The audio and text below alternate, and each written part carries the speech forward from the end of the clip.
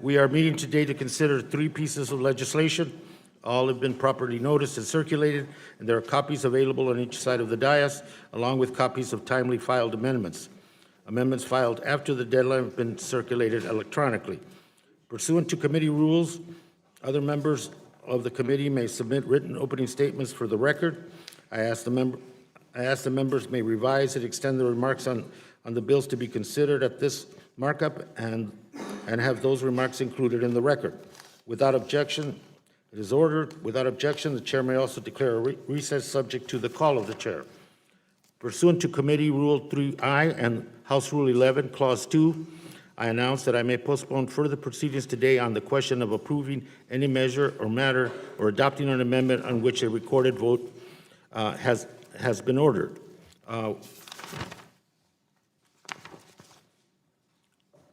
The first item today for consideration is H.R. 2181, offered by Representative Lujan and Representative Holland from New Mexico. I ask unanimous consent that the Subcommittee on Energy and Mineral Resources and the Subcommittee on National Parks, Forests, and Public Lands be discharged from further consideration of the legislation, and without objection, the bill will be considered as read and open to amendment at any time. I will now recognize the chair of the National Parks, Forests, and Public Lands Subcommittee, Representative Holland, to explain the legislation. The floor is yours. Thank you, Chairman, and thank you, members of this committee. Pollution emanating from fossil fuel operations across northwest New Mexico is destroying our air, our health, and our culture. Earlier this year, members of this committee visited Chaco Canyon to gain a better understanding of the threats posed by nearby oil and gas extraction. Although it was a beautiful day with clear blue skies, using infrared cameras, we could see plumes of methane escaping into the air from pipes on drilling rigs. We saw the true impacts of extraction only minutes away from Chaco Canyon's sacred cultural resources that the Pueblo people have called home for millennia. These rigs have left a toxic cloud hanging over our state that is visible from space. The Trump administration's push for energy dominance means this pollution will continue to threaten our home and our well-being. But centuries before oil and gas interests competed to extract on these lands, the Chaco region was the ceremonial, administrative, and economic center of a thriving Pueblo culture. Over hundreds of years, my ancestors engineered and constructed massive multi-story structures, astronomical markers, and shrines that preserve the story of pre-Columbian culture in this country and remain culturally significant today. Today, thousands of ancestral sites are spread across the landscape, both within and beyond the boundaries of Chaco Culture National Historic Park. To ensure that fossil fuel development does not degrade or destroy the region's irreplaceable resources, the Chaco Cultural Heritage Protection Act of 2019 would permanently protect these sites by prohibiting federal oil and gas leasing within a 10-mile radius of the park. Last month, Secretary Bernhardt joined Senator Heinrich and tribal leaders on a tour of Chaco Canyon. In recognition of the region's immense cultural and historical significance, Secretary Bernhardt committed to a 1-year moratorium on oil and gas leasing within the proposed withdrawal area. While I appreciate this gesture, it should be clear to anyone who has visited Chaco that 1 year is completely inadequate to protect the cultural significance of this land. Threats to this landscape continue to endanger these sacred sites. Just last month, the BLM rushed through an expedited and inadequate planning process to site wells just beyond the proposed buffer zone. We should not permit this rush to extract on every inch of our public lands, and we cannot allow energy dominance to destroy our cultural history or our environment, where 25% of carbon in this country comes from our public lands. It's time that we turn our words into action.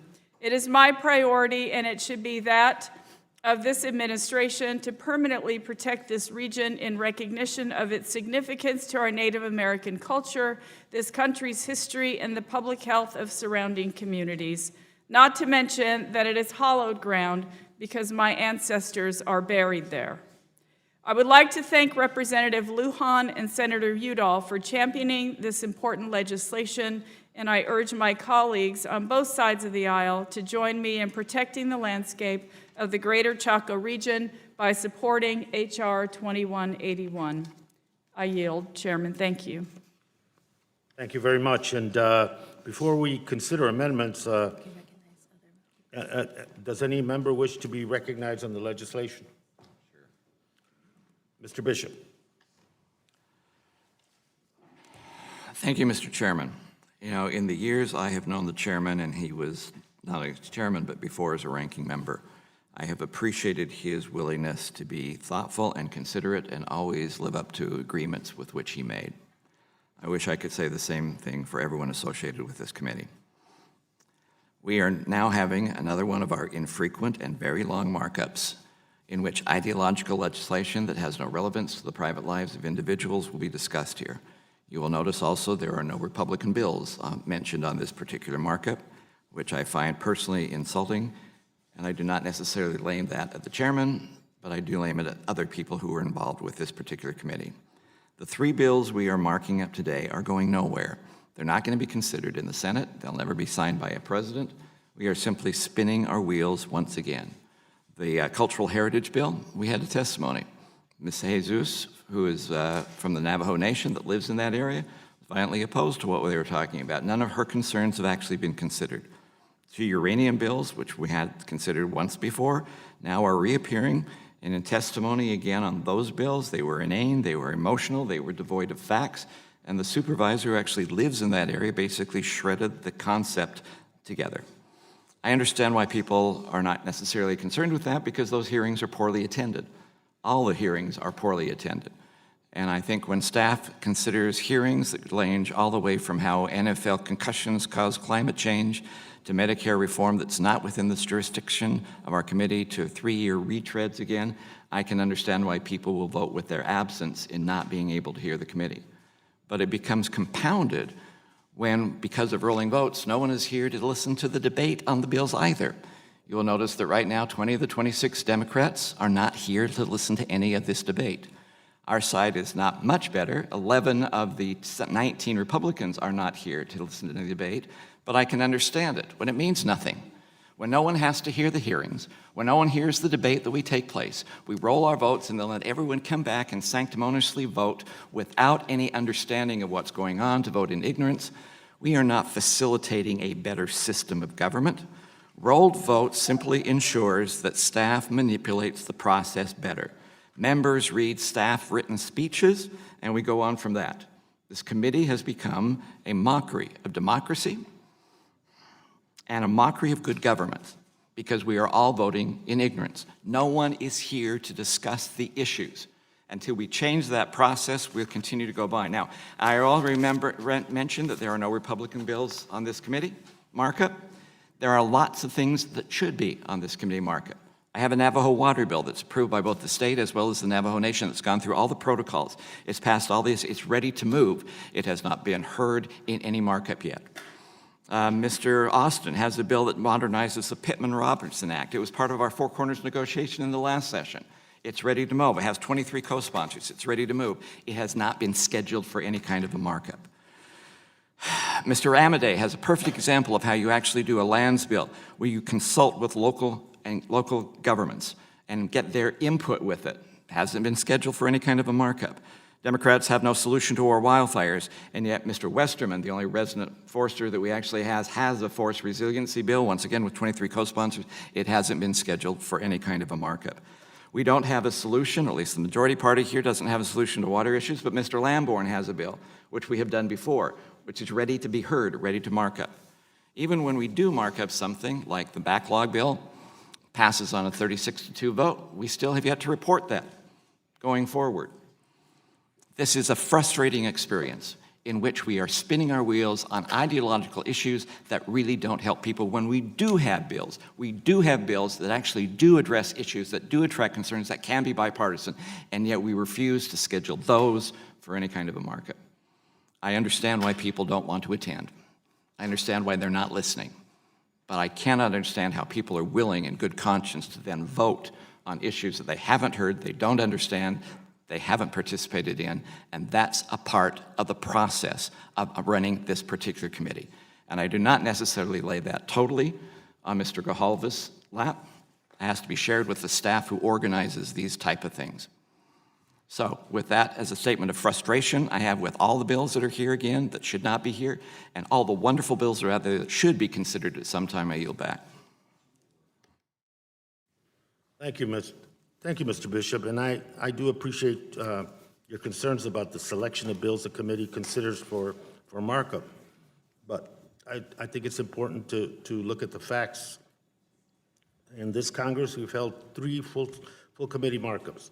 8 of the 20 pieces of legislation we considered and reported out of committee were sponsored by Republican colleagues, including the one you mentioned as ranking member. I am and will continue to be, as my colleagues on our side of the aisle, committed to working to find common ground whenever it's possible. I have directed my staff to work with minority staff, to sit down before the bill list is noticed, to find common ground for bills for eventual unanimous consent. And we continue to seek that. I should note, I think the point that you made, with a different majority on this committee, there's different priorities, simple as that. And legislation that was the prerogative of the majority when they were in charge and legislation that laid fallow on our side that never moved are some of the pieces of legislation that are being considered. It is the consequence of a shift in majorities, and it's a consequence of priorities. And those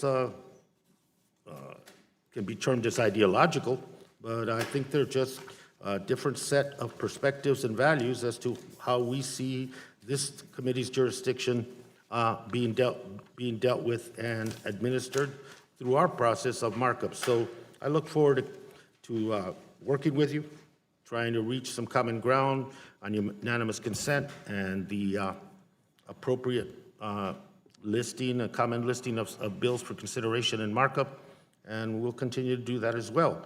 But with that, Will the chairman yield? Yield back. Yeah, I will yield my time. Sure. No, I appreciate your indignation speech. I get it. I understand that. I'm looking forward to working with you on future issues. But once again, you have to look at this room right now, and this is pathetic. People need to be here to listen to the debate on markups, and it ain't happening. And until we solve that particular problem, we're not going to have a better result. But I appreciate that, and I pledge to work with you as we go forward to try and make sure that we do have stuff that comes out here that will be heard, that will be listened, that will be improved. And I thank you for reaching out that hand, and I intend to shake it instead of slap it.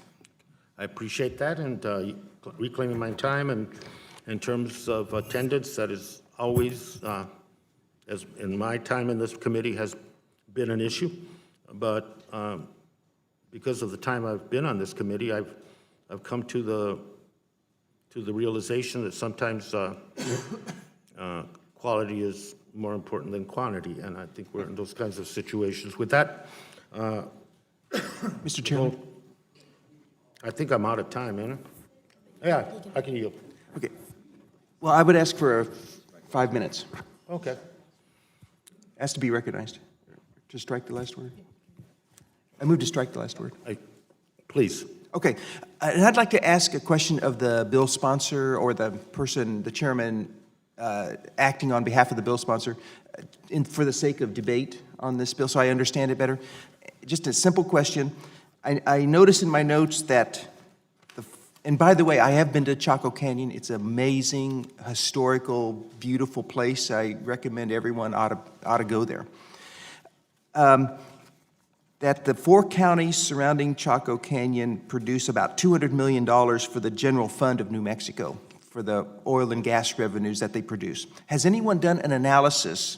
And I understand you're doing the cultural aspect and preserving that, but has anyone done so that we can balance the effects? What would be the loss of jobs to the energy industry and the revenues of New Mexico should this bill become law? I can't actually answer that at the moment, but I know that because of all the methane that's lost in New Mexico, it's like $4 million to the general fund of our state that's lost, just goes up into the air through these pipes because the technology that is available to the gas industry in New Mexico, they're not using that technology to trap the gas. Or I'm not a gas and oil person, so I don't know what the jargon is, but there are millions of dollars every year that are lost to the state general fund because they are not they're not using the technology they should to make use of all of the methane that actually goes up into the air and isn't used for energy or whatever it is. Okay, well, reclaiming my time, I'll just make the comment then. I think this would have been a better debate and a better situation for us to vote with knowledge had we known the loss of jobs that would be resulting from this bill should it become law. With that, I yield back. I'll yield to the gentleman from Arizona. Part of the problem with here is utilizing the technology is the adverse position of trying to capture this with pipelines. That's the biggest key. The technology's there. So, but environmentalists do not want any pipelines to come across here. We haven't seen any of them, and even water pipelines. So that's part of the problem. The technology exists because methane is a sellable commodity. So there is that process there. So just know that there's an impedance because of what's for infrastructure. Thank you, and Mr. Chairman, I yield back. Anyone else wish to be recognized? Mr. Hearn. Thank you, Mr. Chairman. As it relates to the HR 2181, it is disturbing that it generates a lot of revenue to the state, and we don't really have a great offset for that. And technology does exist. Many of the folks from Oklahoma that drill and are very efficient are drilling in New Mexico. It also would prevent our Navajo tribes from their ability to get mineral rights in the area, and that's troubling. But you know what, Mr. Chairman, with the ranking member, we've come time and time again to these meetings, and it seems like that over time we're spending here is to the environmental lobbyist. My colleague from Arizona just mentioned that there are many efficient and effective ways through technology to get proper use. There's no one that wants to damage the environment, no one. I haven't been particular to this area, but I've traveled a lot, and I think it's really not fair, or certainly not responsible to say that the people on this side of the aisle are wanting to damage the environment. I mean, I think there's a common balance. We've talked about that on numerous occasions about how we use technology to make it more efficient and protect our environment so that we all do the greatest good for our country. I think the three bills we have today before us pay very little attention to local communities, so the states. In fact, one would argue that they push energy production to countries that have no care about the environment and will never have this kind of conversation because they will produce the oil for wherever the gaps are in our greatest needs around the world. They're going to go party line vote, and they'll never see the time of day on the Senate side. They'll never be signed by the president. So it's a very frustrating process for all of us. We'd all like to come here and come to these meetings. Many of us come to these meetings and to listen and to vote to get something done that all of us can be proud of as we move forward and protect our great nation, provide for the economic structures for our states and using their vital resources that they have in the states to get things done that we need done.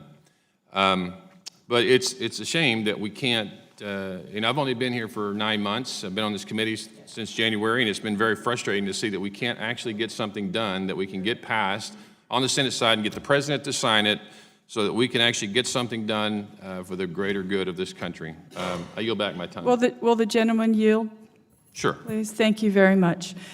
So I just wanted to point out that the Chaco Canyon Heritage Protection Act It doesn't affect any allotee land. It's only the federal land within a 10-mile radius of the park. It's the federal land leases. It has not, the allottees can lease their land, for however long they want to. It does not affect them in any way, shape, or form. Additionally, currently, we're trying to stop leases because they haven't started yet. So we're not, stopping people from their economic development right now because the leases haven't been leased out yet. We want to make sure that they don't get leased out. So the moratorium that the Secretary granted us for us to find a way to permanently protect this cultural heritage that is what we're working on. There's not essentially going to be any change, and I just have to say that in New Mexico, we have a booming gas and oil business. It's happening in the southern part of our state. It's happening in the northwestern part of our state. We don't have to frack and drill every single inch of our state just to have gas and oil economic development. We don't need to do that. They don't have to drill and frack in cultural heritage areas. They can still make enough money in the areas that they're already producing gas and oil. All I'm saying, and a lot of us in New Mexico are saying, because there is tremendous support for this bill in my state, because we care about our environment, is that we don't need to frack and drill in every single inch of our state. There's a place that happens. Trust me, they're taking advantage of it. So all we're saying is that some places need to be sacred, and this is one of them. I yield. Mr. Chairman, I yield back. I talk about the advancement in technology that have allowed us to do a lot better job. But I think the biggest issue for our oil and gas industry is this continued scope creep on continuing to go this all-out attack. We've sort of quit talking about the Green New Deal, but that's really the overarching issue about where this is going, and it's death by 1,000 cuts. So energy dominance has benefited this country and will continue to do so against our bad adversaries around the world. Mr. Chairman, I yield back. Thank you. Mr. Gallego? I just wanted to back up what my colleague here said. First of all, 90% of its managed landscape of the region for oil and gas development has already been leased. So this idea that there's a war, especially in New Mexico, against oil and gas is ridiculous. Number two, for those talking about the budget, again, to reiterate what the good representative said, as someone who actually has worked in the State House, money, the way that these states are doing their budget, they're not going to start allocating money for things that have not been leased. They have not received any revenue. So the fact that it already has one moratorium, or a one-year moratorium on it, tells us that that state, for example, is not planning any type of budget based on the revenues from oil leases. So that is a moot argument, right? So what we're doing right now is we're saying that we are actually going to prioritize the preservation of this land, both for the state as well as our Native American communities there. And at the same time, we still have many oil and gas leases that are going around. This is an actual good balance. A bad balance is drill where you can, when you want, and how often you want to do it. This is a good balance. It's already been a one-year moratorium that's actually been started by, that was first started by President Obama and now has been followed through by this administration. I think we should continue working to preserve this area, and I yield back my time. Yes. Well, I want to dispute that because we actually have an allotee here present that actually, with this moratorium, they are getting payments and they will go away. So that is not truthful. When we talk about the application of what it would cost to my gentleman, my friend on our side of the aisle, 2181 would harm education. And the last time I looked out in Arizona and the West, educational funding is a huge deal. In fiscal year 2018... To that point, I'll finish my comment and then I'll yield. Thank you. In fiscal year 2018, oil and natural gas production generated $2.2 billion for New Mexico's general fund, and it accounted for 1/3 of all revenue in the fund. More than $820 million of those funds flowed to K through 12 schools, providing enough revenues to cover the salaries of almost 11,500 teachers. So we do know some of the economic impact. I have been to New Mexico. I have seen the war on oil and gas. It's all the way through. So when you look at Carlsbad, you look at Hobbs, I didn't see a warm and friendly government looking out for everybody. So from that standpoint, I will yield to the gentleman from Arizona. Thank you, Representative Gosar, and I'm glad you're so interested in government funding of education. However, if that is the case, I think we should point out that... I will reclaim my time. I don't like that jab, because I'm one of the few people here that is actually looking at a federal intercedence on benefiting education in the HERD Act, something that mimics SNFLMA in Nevada. So take that quip and stuff it. I reclaim my time. Thank you. So to point out the fact that if you do believe it... Oh, sorry about that. Recognize myself and yield to Mr. Gallego. Thank you. Thank you, Representative Gosar. You know, pointing to two things. Number one, when talking about education, obviously those at the local level we would most want to talk to regarding that, because, you know, clearly they are the ones that we should listen to. And this committee, my Republican colleagues have always talked about having concurrence of local government. And if you read in H.R. 2181, it is supported by entire New Mexico congressional delegation, the governor of New Mexico, the Navajo Nation, and all the Public Council of Governors.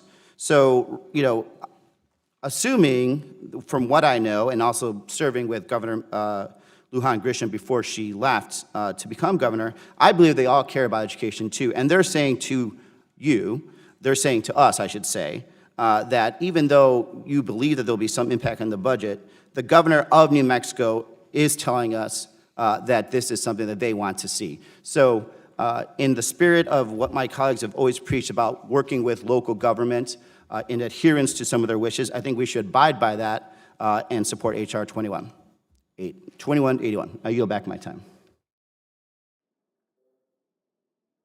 Thank you, Mr. Chairman. I would like to yield time to the gentleman from Arizona, Mr. Gosar. Once again, for the record, I'd like to submit Western Energy Alliance a letter against this bill, Encore Energy Corp. I'd like to submit that for the record against this bill. New Mexico Cattle Growers Association against this bill. New Mexico Wool Growers against this bill. New Mexico Federal Lands Council against this bill.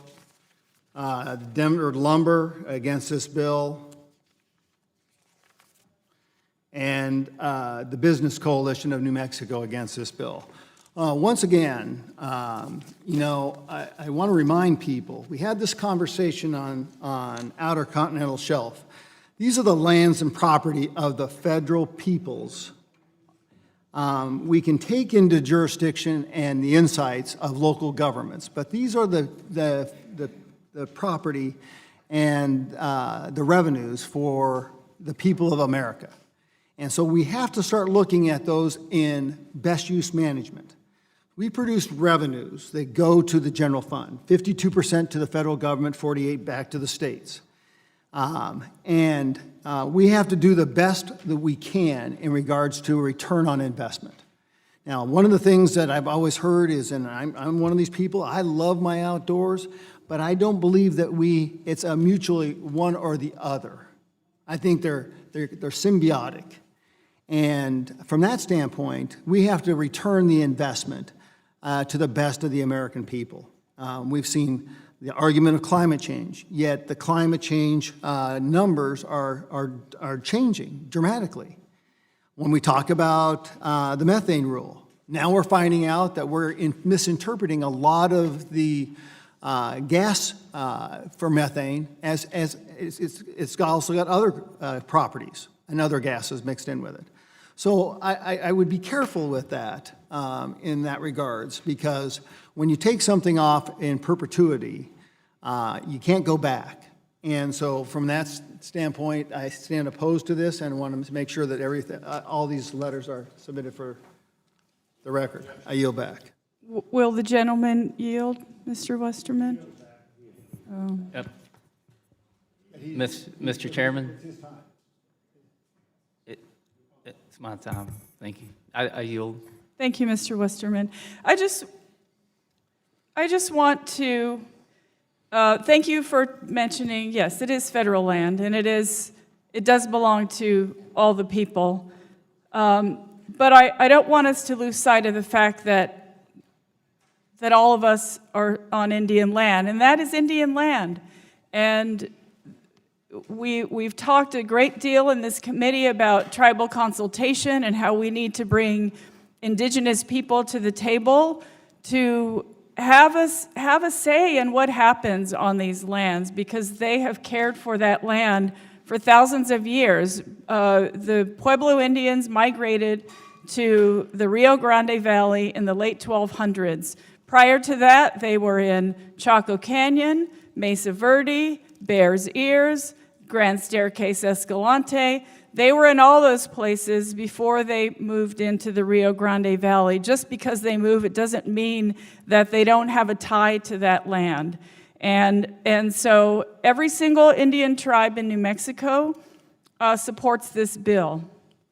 You know, it has great support with the environmentalists. It has great support with every single member of our delegation. Congressman Lujan, Congresswoman Torres Small, Senators Udall and Heinrich. We all support the bill because all of us are hearing from our constituents that that's what they want. I respect the gas and oil industry. They have a place in New Mexico. They truly do. They make a lot of money there. And I know that it seems like every time you turn around, yes, we're trying to, you know, thwart their efforts. That's not true. We are just saying that some spaces in our state need to remain sacred, and that's what we're trying to do. Not to mention the fact that kids are suffering from asthma and every other kind of ailment because of what's going into the air in that area. Lastly, we are not interfering with any Navajo Alatis' ability to lease their land, not with this bill. Back. Thank you, Mr. Westerman. Thank you. And I would like to point out that air quality in the United States has improved tremendously since the 1970s, yet the rate of asthma has increased. So there's not a real correlation between air quality and asthma, and I yield back. If there's no other further discussion and debate on the legislation, we can begin the amendment process. Seeing none, nobody wants to debate? Actually, Yeah, that's where I'm going. Mr. Chairman, I just would like to point out for the record that thanks to us, you now have the number for a quorum here. I appreciate that. But when the vote still takes place, 20 out of the 26 Democrats will pass this bill, have not been here to hear it. Knowing those 20 Democrats, they were very studious, read all the material, they'll be ready. Yeah, right. Representative Gosar, you have the next amendment, Gosar number 3, and you're recognized for 5 minutes on your amendment, sir. Thank you, Mr. Chairman. This amendment would ensure this bill would not take effect if the withdrawal in question is proven to affect development or economic value of Native American mineral rights on allotments. Private property rights are a fundamentally American ideal. This bill would create a 316,000-acre withdrawal, including substantial parcels of privately held land, much of which is owned by Native American allottees. The benefits of owning mineral rights are obvious for Native communities. In 2015 alone, the Federal Indian Mineral Office distributed $96 million to more than 20,000 allottees around the country. The committee has heard multiple times from allottees who would be directly negatively affected by this legislation and therefore oppose it, but apparently their voices have not been heard. This amendment is an effort to acknowledge their livelihoods could be drastically diminished by this legislation. I asked members of this committee to put themselves in the shoes of Native American allottees who have staked their livelihood on the mineral rights on their properties and are rightfully theirs, only to have the federal government strip them of their rights. I believe that this is an injustice, and I urge my colleagues to vote for this amendment and stand with the Native American allottees. And with that, I yield back. Ms. Holland, you're recognized. Thank you, Chairman. I oppose this amendment because it would not improve the bill and would only delay the protection of Chaco Canyon. Chaco Canyon and the resources that exist outside the park boundaries need protection from oil and gas development today, not days, months, or years from now. Section 6 explicitly says that the withdrawal will not affect the mineral rights of an Indian tribe or a member of an Indian tribe, including Navajo Alatees. This bill would only place land owned by the federal government off limits to future development. Navajo Alatees would still be free to pursue oil and gas drilling on their private property. If Secretary Bernhardt or the Interior Department had concerns with the legislation, I imagine they would have said so at the June hearing, and Secretary Bernhardt stated to me directly that the Interior Department has no objection to H.R. 2181. Tribal resources and the health of local communities are currently threatened by oil and gas extraction and need immediate protection from the Trump administration's energy agenda. The amendment is redundant and would delay implementation of the bill, and I urge my colleagues to vote no, and I yield back. Thank you. Gentlelady yields. Anyone else wish to be recognized on Mr. Gosar's amendment? Hearing no further debate, the question is on the amendment offered by Representative Gosar, who suddenly appeared next to me. All those in favor of the amendment indicate by saying aye. Aye. All those opposed, no. No. The opinion of Chair, the noes have it. The noes have it. The amendment is not agreed to. A roll call vote has been requested and is postponed pursuant to the prior announcement. Representative Gosar, you have the next amendment, Gosar number 5. You are recognized for 5 minutes in support of your amendment.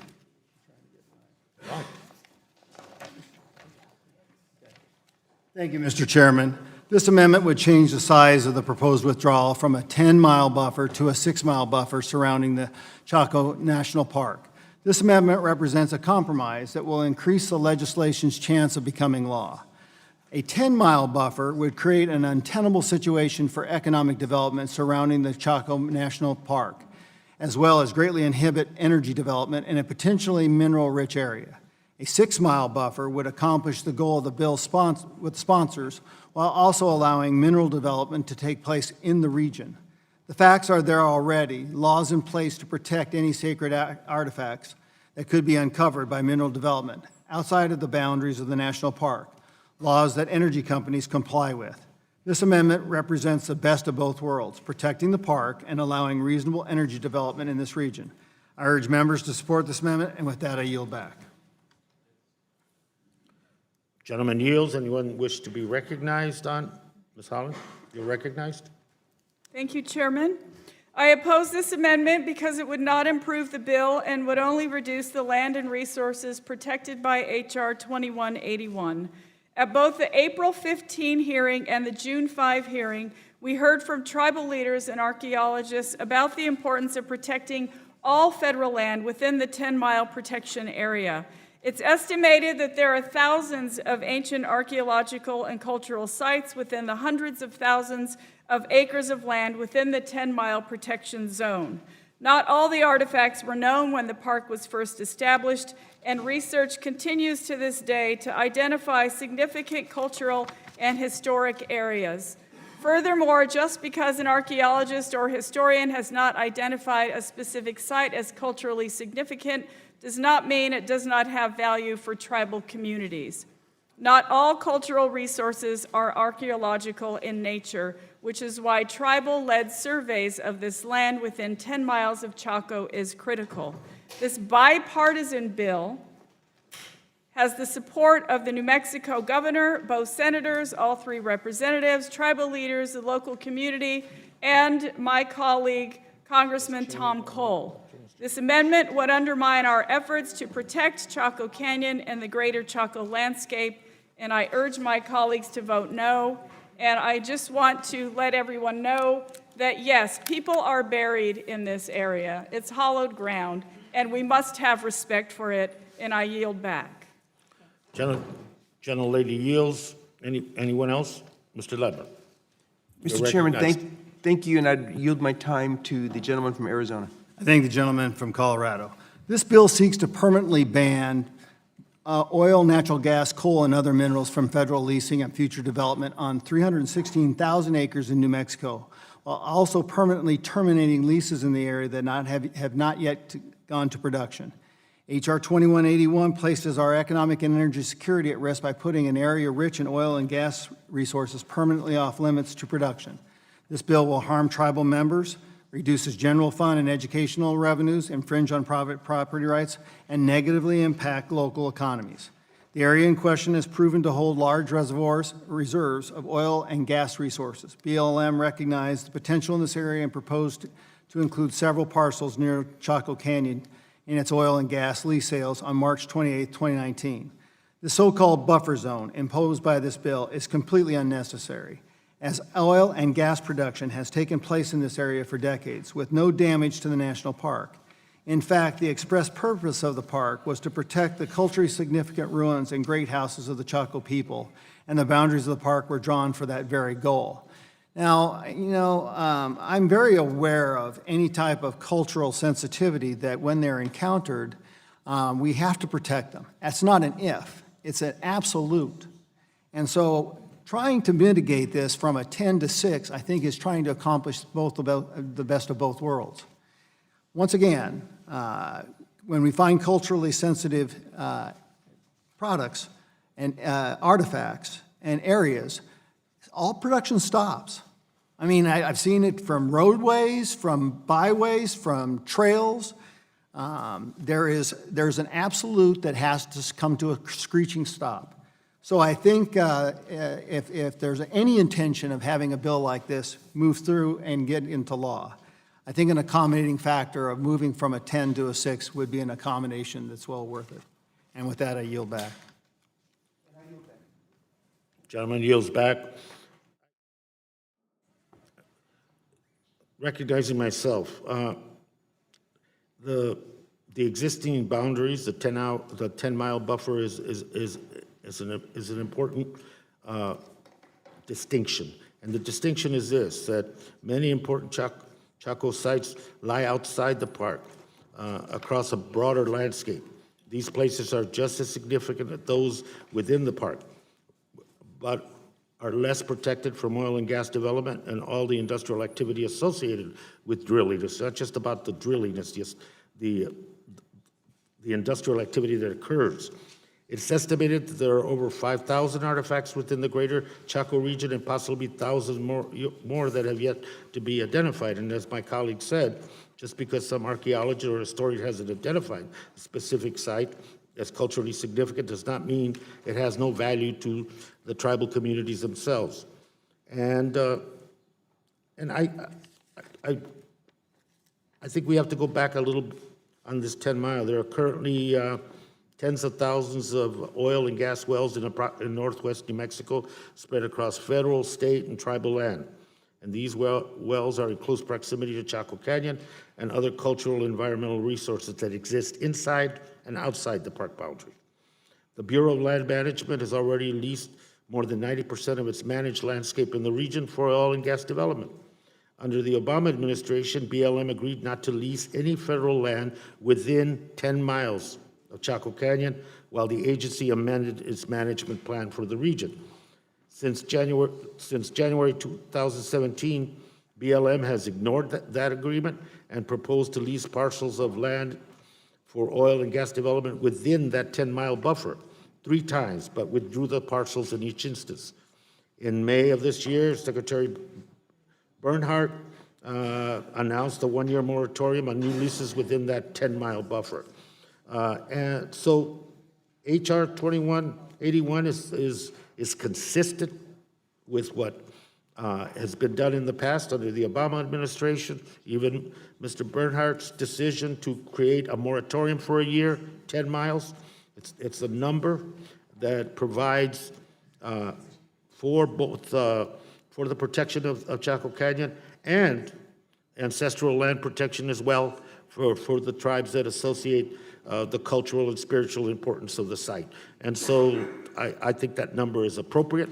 I think that number is consistent, and I would urge rejection of this amendment. And with that, The gentleman yield? I would So yield to the gentleman. Yeah, so in kind of having a colloquy back and forth.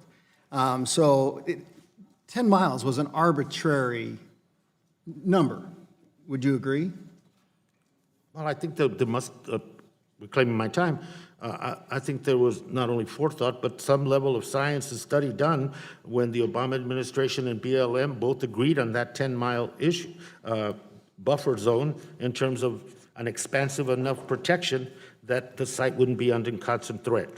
Well, asking to speak again? Oh. Okay. Is there any information that actually shows that the oil and gas or exploration and finding any type of sacred artifacts or sites have just mowed on through it and not stopped production to actually alert the tribes for that? Reclaiming my time, and I have very little left, in the conversations on that visit to New Mexico with tribal leaders, historians and archaeologists, the point that you made was repeated over and over again, that there had been intrusions, that there had not been enough protection, and with the loosening of rules on the part of BLM, taking the methane rule out in terms of capturing that the situation had been aggravated. Is there studies? Those are an itinerary, an inventory that you might be seeking. I can't provide you with that right now, but I think that it's been consistent with the information and the testimony and the comments that we received around Chaco Canyon from the initiation of any discussion about a permanent buffer there. And, making it permanent is, I think, the most secure way to protect that sacred site, and that's why I think a number of 6 miles, I think, just increases the risk and the danger to that particular site. Once again, my whole point was this is an arbitrary number. And I yield back. Gentleman yields.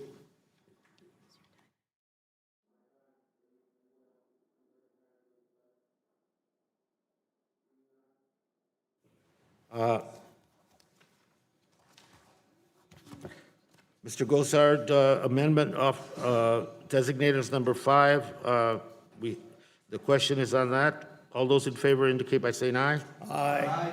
All those opposed? No.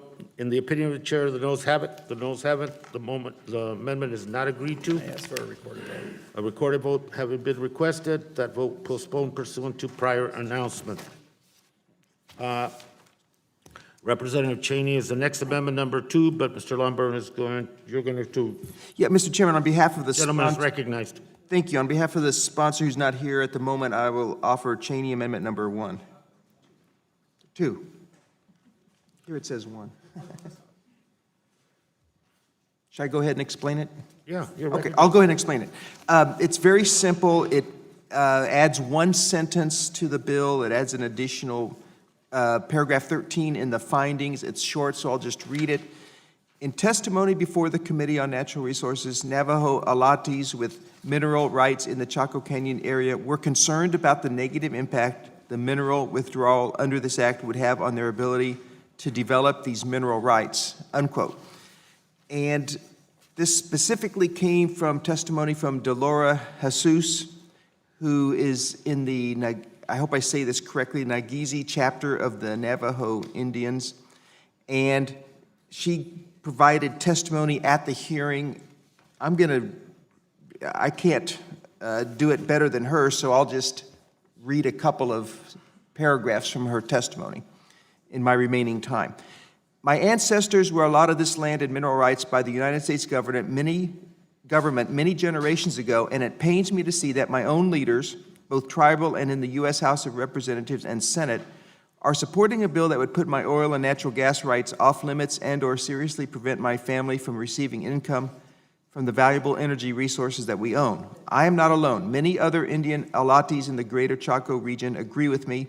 In fact, I have here a petition signed by 131 of us Alatis opposing this buffer zone bill. I also have two resolutions from the Huerfano and Nageezi chapters signed by our chapter presidents supporting us Navajo allotment landowners and recognizing our opposition to this bill. And finally, she concluded by saying, I too care deeply about the Chaco cultural heritage. After all, I'm a Navajo who lives right in the greater Chaco region, but the Chaco Culture National Historic Park already protects the great houses. Artifacts that may be outside the park are protected through the National Historic Preservation Act. Any development of my minerals and the minerals of other allottees is done in strict accordance with the act to make sure they are protected. Not only do we insist upon it, but it is the law of the land, unquote. So with that, I would ask for adoption of this amendment, which adds another finding to the bill based on the testimony that you just heard. And with that, I yield back. Gentleman yields. Let me recognize it by myself. It's been stated, you know, one of these situations, who do you want to believe here? Because it's been stated over and over again. 2181, it's explicit in the language of the legislation, will have no effect on existing allottee leases or existing oil and gas production within that 10-mile buffer. It will not prevent Navajo allottees from leasing their land for oil and gas development in the future. The Navajo Nation tribal government supports the HR 2181 and believes the protection of Chaco and the 10-mile buffer and the surrounding land is in the best interest of the entire tribe. I mention that because that has been a point that was brought up even during our visit, and the language in the legislation is explicit to that point, and I yield back. Would the gentleman yield?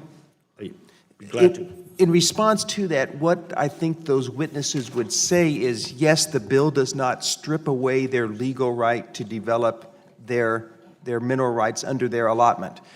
The bill does not do that. However, the practical effect would be different.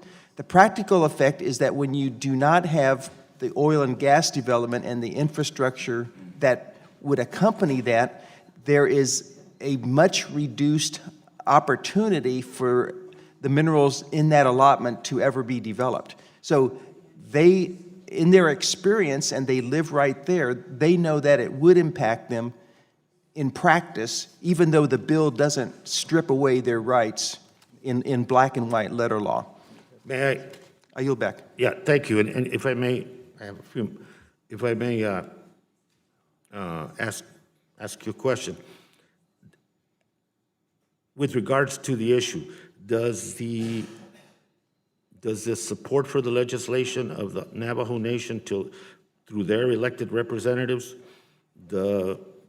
all the pueblos in New Mexico and their support for the legislation, does that in any way mitigate or impact the point of view that you're saying at this point? Mr. Chairman, I can't answer that question. And the sponsor of the amendment isn't here. I would say that in the testimony I just read, there are chapters that oppose this. How that fits into the overall tribe, I don't understand. Appreciate that. And I now recognize Ms. Holland for comments on the amendment. Thank you, Ms. Holland? thank you, Chairman. I oppose this amendment because it is unnecessary and would undermine the stakeholder-driven process that led to the development of this bill. The findings of the bill lay out the history of the greater Chaco landscape and describe in detail why it is so critical that we protect this sacred site from oil and gas extraction. The findings are the result of a collaborative process, and trying to add or remove language from this section would significantly disrupt the coalition of community groups, tribes, and local leaders that support this bill.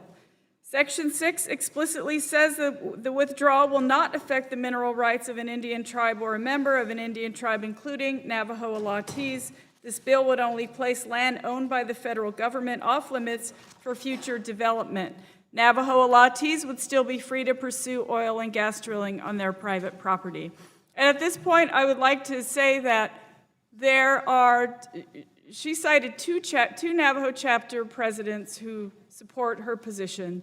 There are something like 173 Navajo Nation chapters in the Navajo Nation. So 2 out of 173, I don't think is really, Would the gentlelady yield? I'll yield for a moment, yes. Are these the two that are closest to Chaco Canyon? Yes, but I mean, others might be hundreds of miles away. Yes, they could. There are a lot of chapters in northwestern New Mexico, not just those 2. So I would say that, I mean, I just, some things are more important than money. Would you agree with that? I would agree with that, but money helps people survive and live a life. It does, but we're I'll yield back. not trying to strip any of those people of their ability to earn money. But what I'm saying is the gas and oil industry, they have to have some respect for our culture.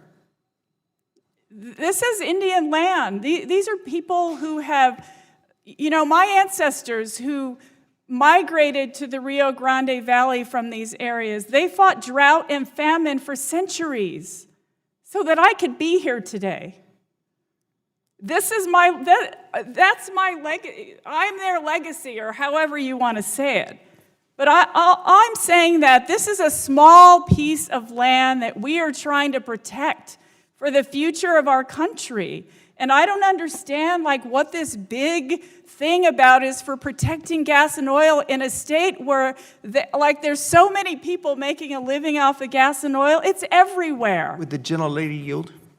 I'll yield for a moment, yes. Okay, I'll just repeat that this lady, Delora Jesus, said that she cares deeply about Chaco cultural heritage, and she feels there are protections in place right now.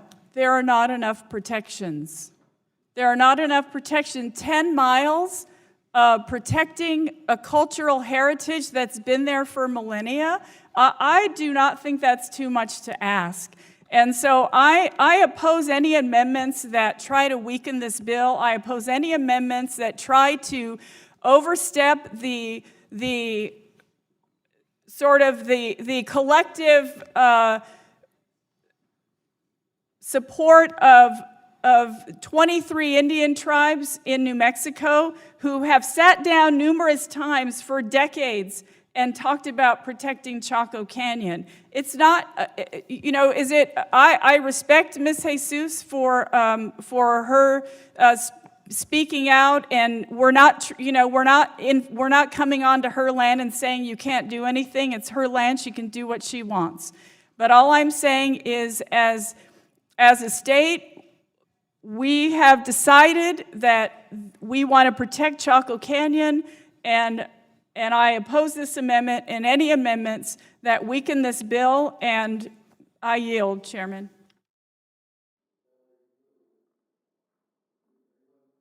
Wish to be recognized on amendment offered by Representative Cheney, designated as number 2.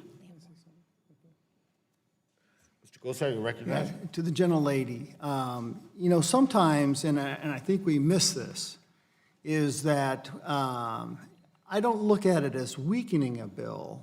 I look at it as possibly strengthening a bill, because if you get nothing on a bill, you get nothing.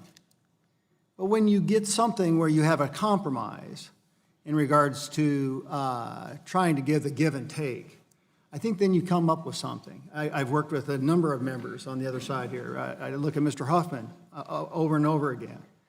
In our legislation, did I get everything I wanted? No. Did Jared get everything he wanted? No. But we got something that actually passed. And I think that's some of the things that I would hope that the other side would start to look at in that regards. And so I don't know that it's weakening the bill. I look at it as strengthening a bill that actually could pass. So that would just be my comments. Will you yield for a moment? Thank you, Mr. Gosar. So I just want to say that there was lots of talk, lots of thought, lots of conversation went into this protection of Chaco Canyon.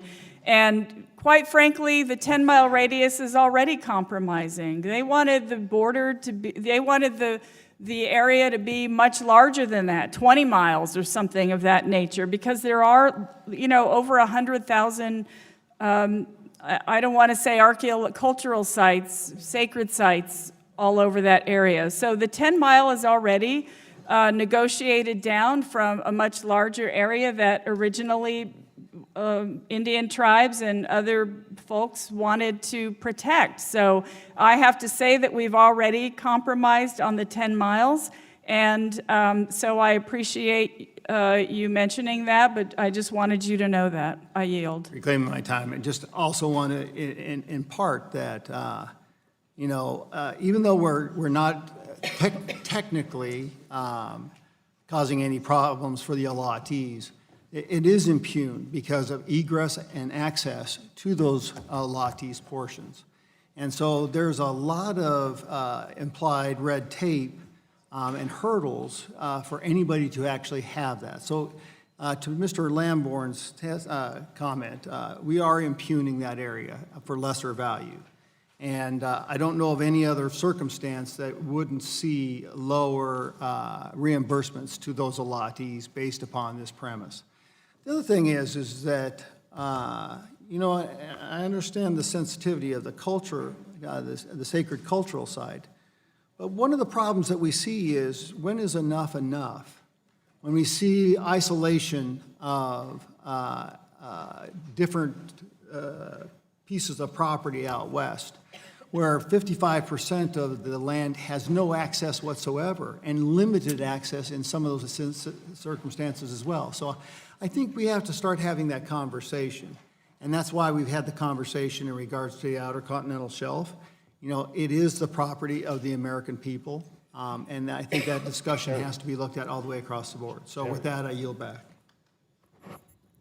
Mr. Hoffman? Thank you, Mr. Chair. Well, look, Mr. Gosar is my friend, and I have the same question: when is enough enough? This country is awash in oil and gas.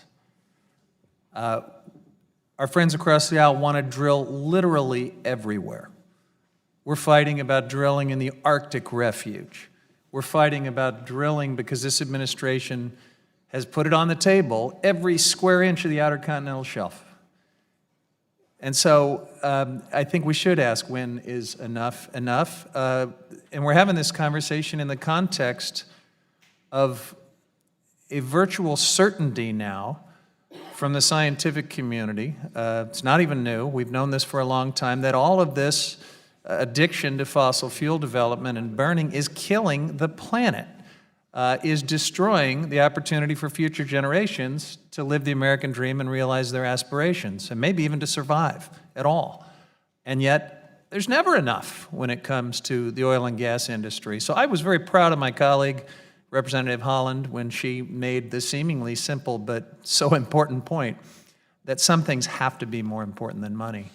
I would say sacred places should be right up at the top of that list, and I'm proud to stand with her. There is a time, not before I make this point, there is a time, Mr. Gosar, to compromise. I'll compromise with you. I will work with you in good faith and collaboration on a whole bunch of things, and we've done it and we'll continue to do it. But not on this. Absolutely not on this. And I'll yield to Mr. Lamborn. Mr. Huffman, let me ask you a question. It sounds like the sponsor is going to vote for this bill based on the sacred aspects and the cultural aspects. You're going to vote for it based on climate change. You just are against oil and gas production, and you don't really care about the other part, or it's an excuse. It can actually, I'm going to reclaim my time. It's an excuse to shut down oil and gas. I'm going to reclaim my time, Mr. Lamborn. It's possible for two things to be true at once, believe it or not. And so I guess I would submit that there are multiple reasons to stand with Representative Holland in support of this bill. While I have just a little bit more time, though, I have listened, Mr. Chairman, to the high sanctimony we heard from the ranking member about members not being in their seats, and the frankly partisan trap he has laid down against rolling votes so that we could try to roll some Democrats, quite frankly. The ranking member's not here. After this high sanctimony, he left his seat. And let's be honest about the conditions that, frankly, are causing a lot of Democratic members to not be in their seats for these long, drawn-out, tedious situations where my colleagues across the aisle offered dozens and dozens at our last markup of amendments, many of which were duplicative, redundant, specious, and I sat here the whole time. What was it, 3-4 hours? I was in my seat, so, nobody gets to wag their finger at me on this subject. But you can't create those conditions and then take umbrage when members don't want to sit there and listen to the circus environment that you create. So I will yield the balance of my time and urge my colleagues to vote no on this amendment and yes on this good bill. Thank you, Mr. Chairman. I yield back my time to Chairman Grijalva. One quick comment as the discussion about oil and gas production, energy independence, and why this particular designation of a buffer around a sacred site to the indigenous people of this continent and this land of ours should be secondary in terms of that consideration. Well, I think we've reached a point, and Ms. Holland made it, in which there has got to be an appropriate deference to what has occurred historically in terms of Indian country and their land, their sacred sites, their historical resources that are part of our nation's legacy. And this legislation addresses that. And I don't think we should be shy about the fact that that deference is critical and important. I say that because as the first Americans and indigenous people, there is no country they can return to. This is theirs. And despite those kinds of comments, I think we need to protect what is valued in Indian country as a critical, sacred site. And if that's a central motivation for supporting this legislation and rejecting these amendments, I don't see one thing wrong with that, because I think it's way past time that we began to take some of these acts. And with that, I yield back to Mr. Gallego. Thank you, Mr. Chairman. I yield my remaining time to Representative Holland. Thank you, Mr. Gallego. Thank you, Chairman. I feel like sometimes we're miles apart, all of us, we're miles apart of how we feel this country should move forward. But I think in this era where we're seemingly on a precipice between, a precipice sort of climate change is just going to overtake this entire planet. And yes, I am supporting this bill for those reasons also. I believe in climate change. I believe that we should do everything we possibly can to preserve this planet for future generations, because I owe that to my ancestors who worked as hard as they could. Things were not easy back then, fighting drought and famine to make sure that you kept a place for future generations. I feel like I'm the person that my ancestors, dreamed about when they were, you've heard this 7 generations that Native Americans, they make decisions based on 7 generations from where they are, because the earth doesn't belong to us, and you've heard all of those things. But I feel like I came here to speak up for folks who haven't had a voice in this place for a very long time, and I am very grateful for this committee actually giving space to tribal leaders who sat right there during the conversation about how we should go forward in protecting our public lands.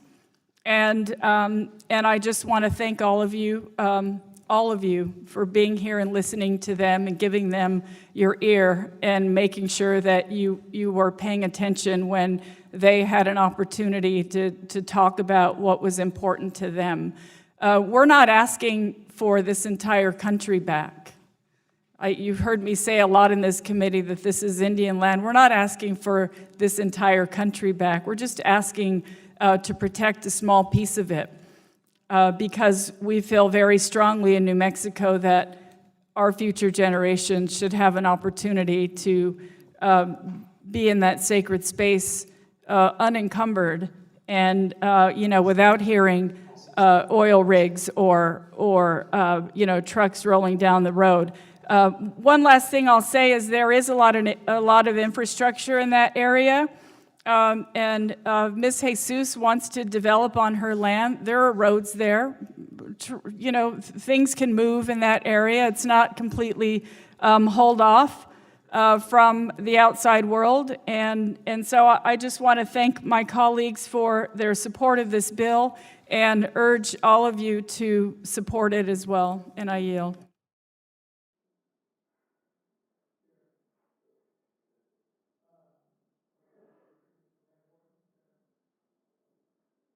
Thank you. I'll just briefly say that I understand what you are saying, but I think it's really ironic that you don't allow a sentence in the bill in the findings section, which is not substantive, to say that there were people who showed up to say that they, as Navajo Alatis, had problems with what might happen to their mineral rights. And you say people need a voice, but you're kind of suppressing this voice by going against this amendment. With that, I yield back, and I thank the gentleman from California.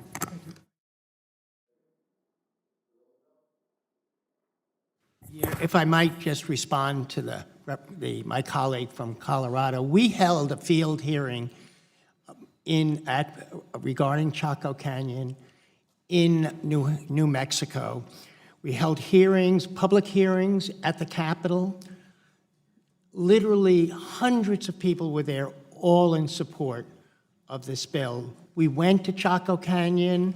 We saw through the infrared, right near there, the methane.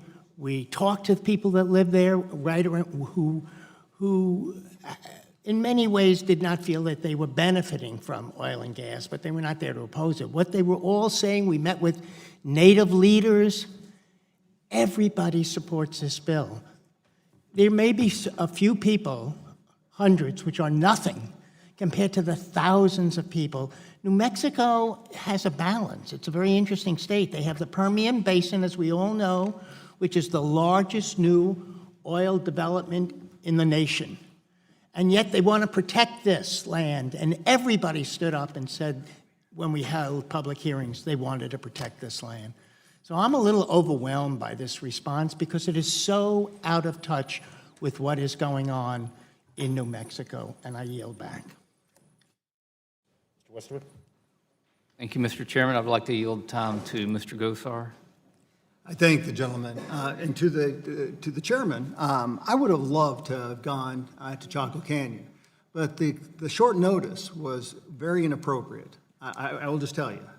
And I find it very interesting that our side didn't get much of a chance to really do much of anything. And particularly for somebody like myself that has organized numerous events so that people can actually intermix and find out the findings from people on the ground that have to live and breathe this issue. So once again, I want to caution that because it was a very short notice. I would love to have come, and I'll yield to the gentleman. Thank you, and I appreciate that. And sometimes things were done in a short time. It was not done intentionally. And I really support working together and inviting you. I know, Mr. Gosar, we're working on other issues on federal lands, that you're a great advocate of listening to the people and trying to come up with what is fair. I'm just telling you what I saw, what that hearing happened. I'm sorry that you were not there, but that does not take back from what the people of New Mexico are shouting at us. I understand, but and reclaiming my time. In that same aspect, the allottees weren't even given time to actually express their opinions at that time either. And I think that when we do these hearings, we got to hear from both sides. It has to be a fair application of the information. I'm a believer that you give everybody 100% of the information, and I believe that 99% of the time they'll make the right decision. But that doesn't mean that you skew the information from coming out. So, do you want me to yield any more time? I yield back. I yield to, Thank Reclaiming you. my time. Thank you. I just, one last thing Wait. is that, yes, we heard from both sides. We heard from both sides, and the people who want to protect Chaco Canyon were in the majority. So that's all I'll recognize- say. And that's usually how things work around here. Okay. You're very generous, Mr. Wisterman. Appreciate it. Thank you.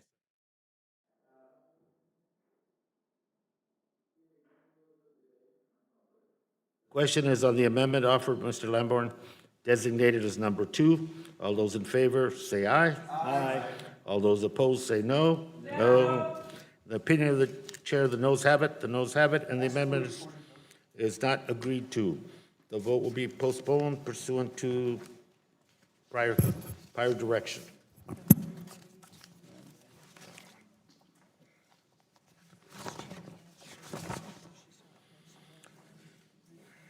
The next item is HR 3405, critical minerals.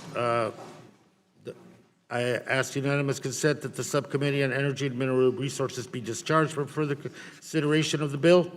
And without objection, the bill will be considered as read and open to amendment at any time. I will now recognize myself to explain the legislation. The bill, HR 3405, would remove uranium from the Trump administration's critical mineral list, where it never should have been put in the first place. Uranium mining is a threat to precious water resources, tribal communities, sacred sites, and other national treasures. It is also being promoted left and right by this administration, which is doing everything possible to fulfill the wishes of a handful of uranium mining companies. One of the steps the administration has taken is to label uranium as a critical mineral, so uranium mining could take advantage of streamlined permitting and other benefits. But as we heard at the hearing on this bill a few weeks ago from the U.S. Geological Survey itself, no other scientific or governmental organization has said that uranium is a critical mineral. It's also obvious that uranium doesn't even meet the definition of a critical mineral under President Trump's executive order. Under the order, the first criteria for a critical mineral is that it must be a non-fuel mineral or a mineral material. Uranium is neither. It's a fuel mineral under the law and under common sense. Mineral materials are common items such as sand, gravel, crushed stone. Uranium is nothing like those. The second major criteria for a critical mineral is that it's vulnerable to supply chain disruption. A majority of our uranium comes from close allies, Canada and Australia, so it doesn't meet the criteria either. And to those who say that any foreign dependency is a problem, I'll quote from the analyst from the Heritage Foundation who wrote last month, "There is no compelling evidence that uranium imports present a threat to America's national security interest."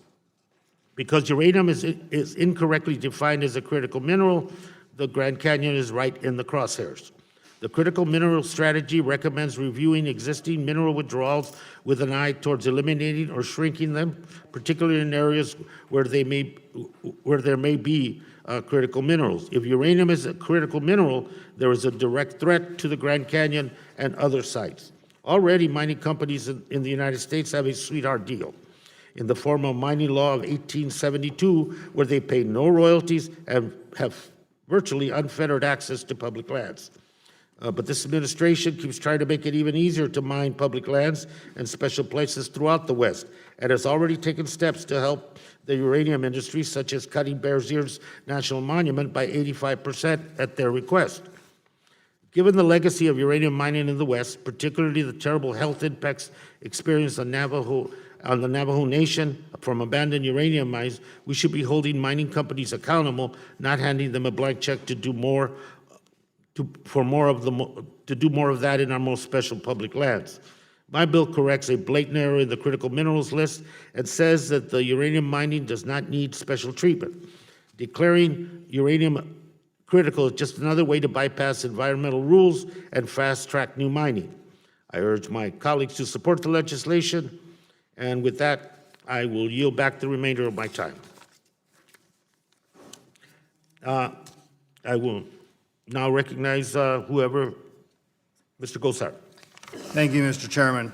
For the record, I'd like to also submit the Quillette article by Mr. Schellenberger in regards to the importance of nuclear in our energy portfolio. Without objection, Mr. Gosar. Thank you. Mr. Chairman, H.R. 3405 would strip uranium from the Department of Interior's list of critical minerals, ignoring the importance of uranium in the economic and national security of the United States. Uranium is a uniquely valuable element, providing a source of clean energy and irreplaceable role in non-fuel and defense applications. We have had many discussions in this committee about our nation's alarming reliance on other countries to provide us with this critical mineral we use in daily life. One of the metrics for placing a commodity on the critical minerals list was a determination of a vulnerable supply chain. 93 to 97% of our uranium demand is being met by foreign imports. If this trend continues in a short few years, there will be no domestic uranium production supply chain at all.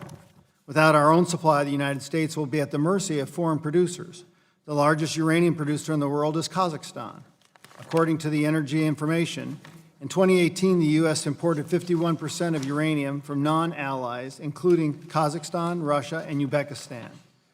Russia and Kazakhstan, in particular, are actively trying to control the global market, bringing down the price of uranium to artificially low levels and driving competitors out of business. China is not far behind Russia, buying up uranium mines in Namibia. Today, the U.S. is fortunate enough to be importing from allies like Canada and Australia. But those countries are not immune from market manipulations either. Canada closed its MacArthur River mine just last year, which was responsible for about 15% of global production, and leaves just one operational uranium mine in the country. H.R. 3405 goes beyond just removing uranium from the critical mineral list. It also prevents it from being added back, with no exceptions for national or international emergency situations. This would prevent an effective response to future shifts in global supply. The critical minerals list should be based on risk analysis, current need, and anticipation of future demand. This bill would do the opposite. I strongly disagree with this bill and ask everybody to oppose it. I yield back. Gentleman yields. Anyone?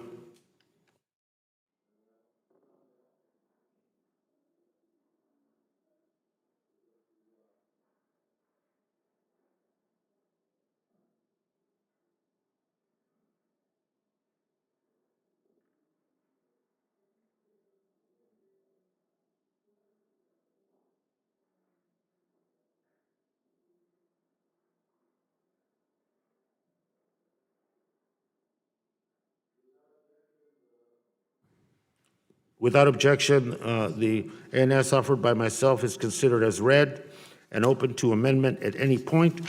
I'm going to turn to Representative Gosar. You have the next amendment, Gosar number 5. Okay. You're recognized for 5 minutes in support of your amendments. Thank you, Mr. Chairman. This amendment would allow uranium to be removed from the critical minerals list as long as, one, the United States maintains more than 1,000 megawatts of nuclear power generating capacity in the United States for an average of 5 years to come. Number two, the year following the U.S. decommissions its last nuclear power naval vessel. And number three, the U.S. stockpile of fissile material is equal to 0 tons of uranium-235. Mr. Chairman, I have talked about the importance of the role nuclear power plays in our domestic energy supply, as well as our naval defense capacity, many times this morning. This amendment simply would ensure domestic nuclear needs are not harmed by removing uranium from the critical minerals list. Nuclear is the cleanest and most reliable energy source, providing 20% of the nation's electricity.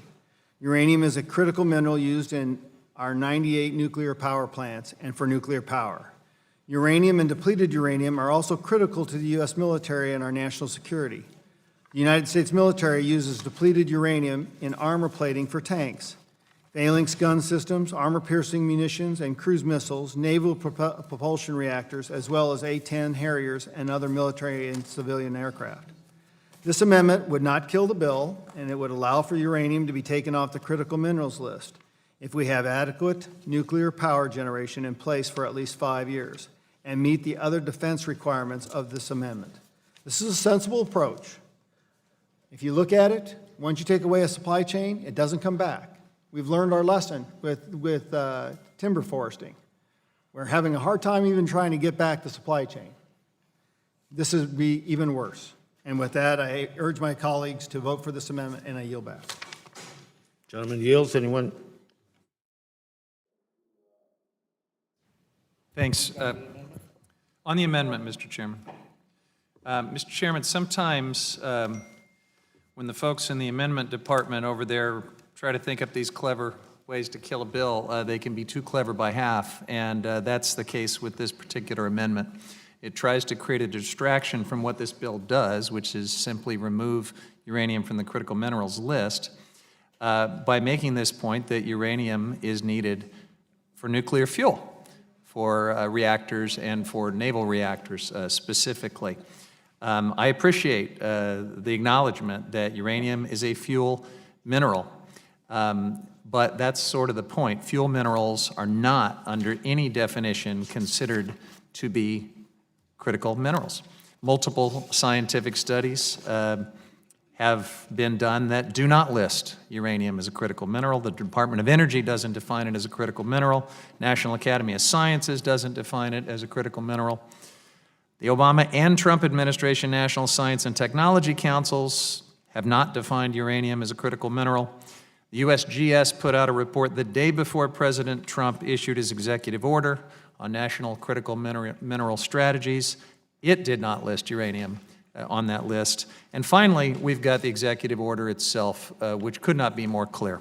It says that it applies only to non-fuel minerals.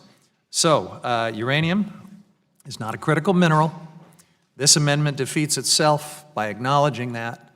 So let's vote no and move on. I yield the balance of my time. Anyone else wish to be recognized on this amendment?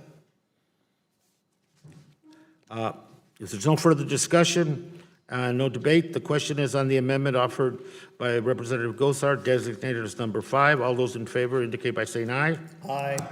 Opposed? No? No. Opinion of the chair, the noes have it. Noes have it. The amendment is not agreed to. A recorded vote being requested. It'll be postponed as per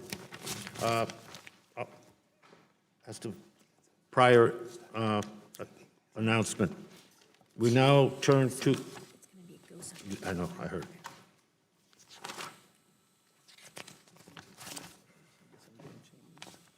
Yeah, let me find that. The next amendment is amendment number 1. Mr. Gosar, you're recognized for 5 minutes in support of that amendment. Thank you, Mr. Chairman. My amendment is straightforward and is consistent with the direction of the majority of this committee.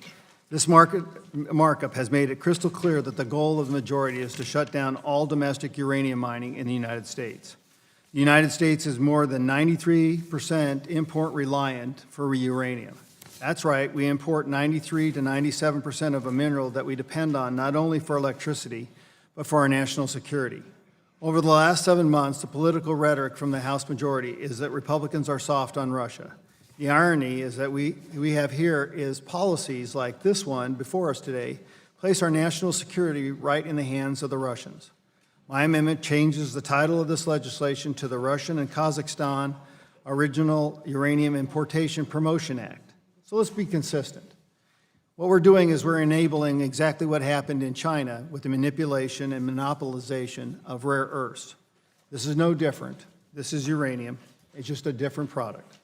With that, let's be consistent, and with that, I ask everybody to vote for this amendment. I yield back.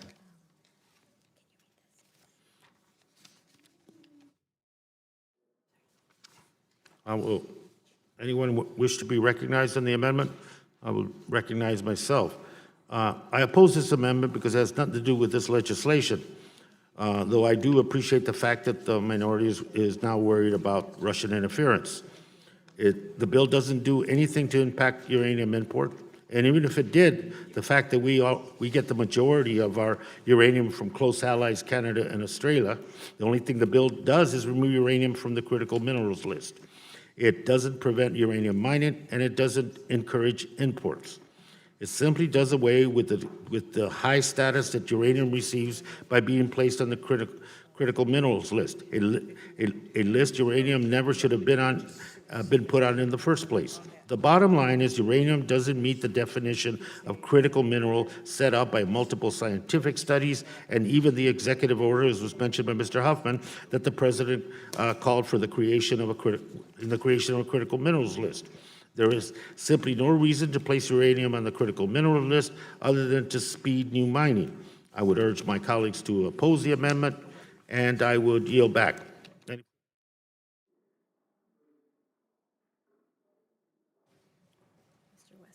Mr. Westerman? I'd like to yield time to Mr. Gosar. I thank the gentleman. I'd like to submit for the record for this amendment, letters from, for this bill, Encore Energy Corporation, a letter. Without objection. A letter of opposition to this bill. The New Mexico Cattle Growers Association in opposition to this bill. The New Mexico Wool Growers. Do it all at once. Do it all at once? Okay. The New Mexico Federal Lands Council. The New Mexico Federal Lands Council. Denver Lumber Corporation, all for the record against. Without objection. And others submitted for the record against this bill. All in opposition? All in opposition. Just want to make sure about that. Any further discussion? Okay. Hearing no further.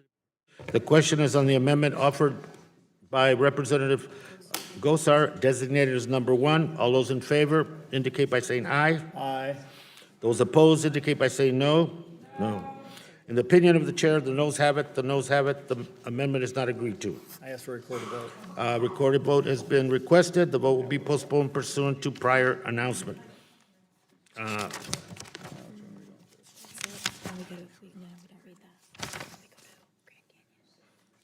Move on to the easy one.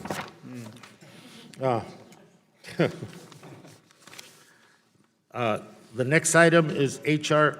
1373, offered by myself. I ask unanimous consent that subcommittees on national parks, forests, and public lands be discharged from further consideration of the legislation. And without objection, the bill will be considered as read and open to amendment at any time. I now recognize myself to explain the legislation.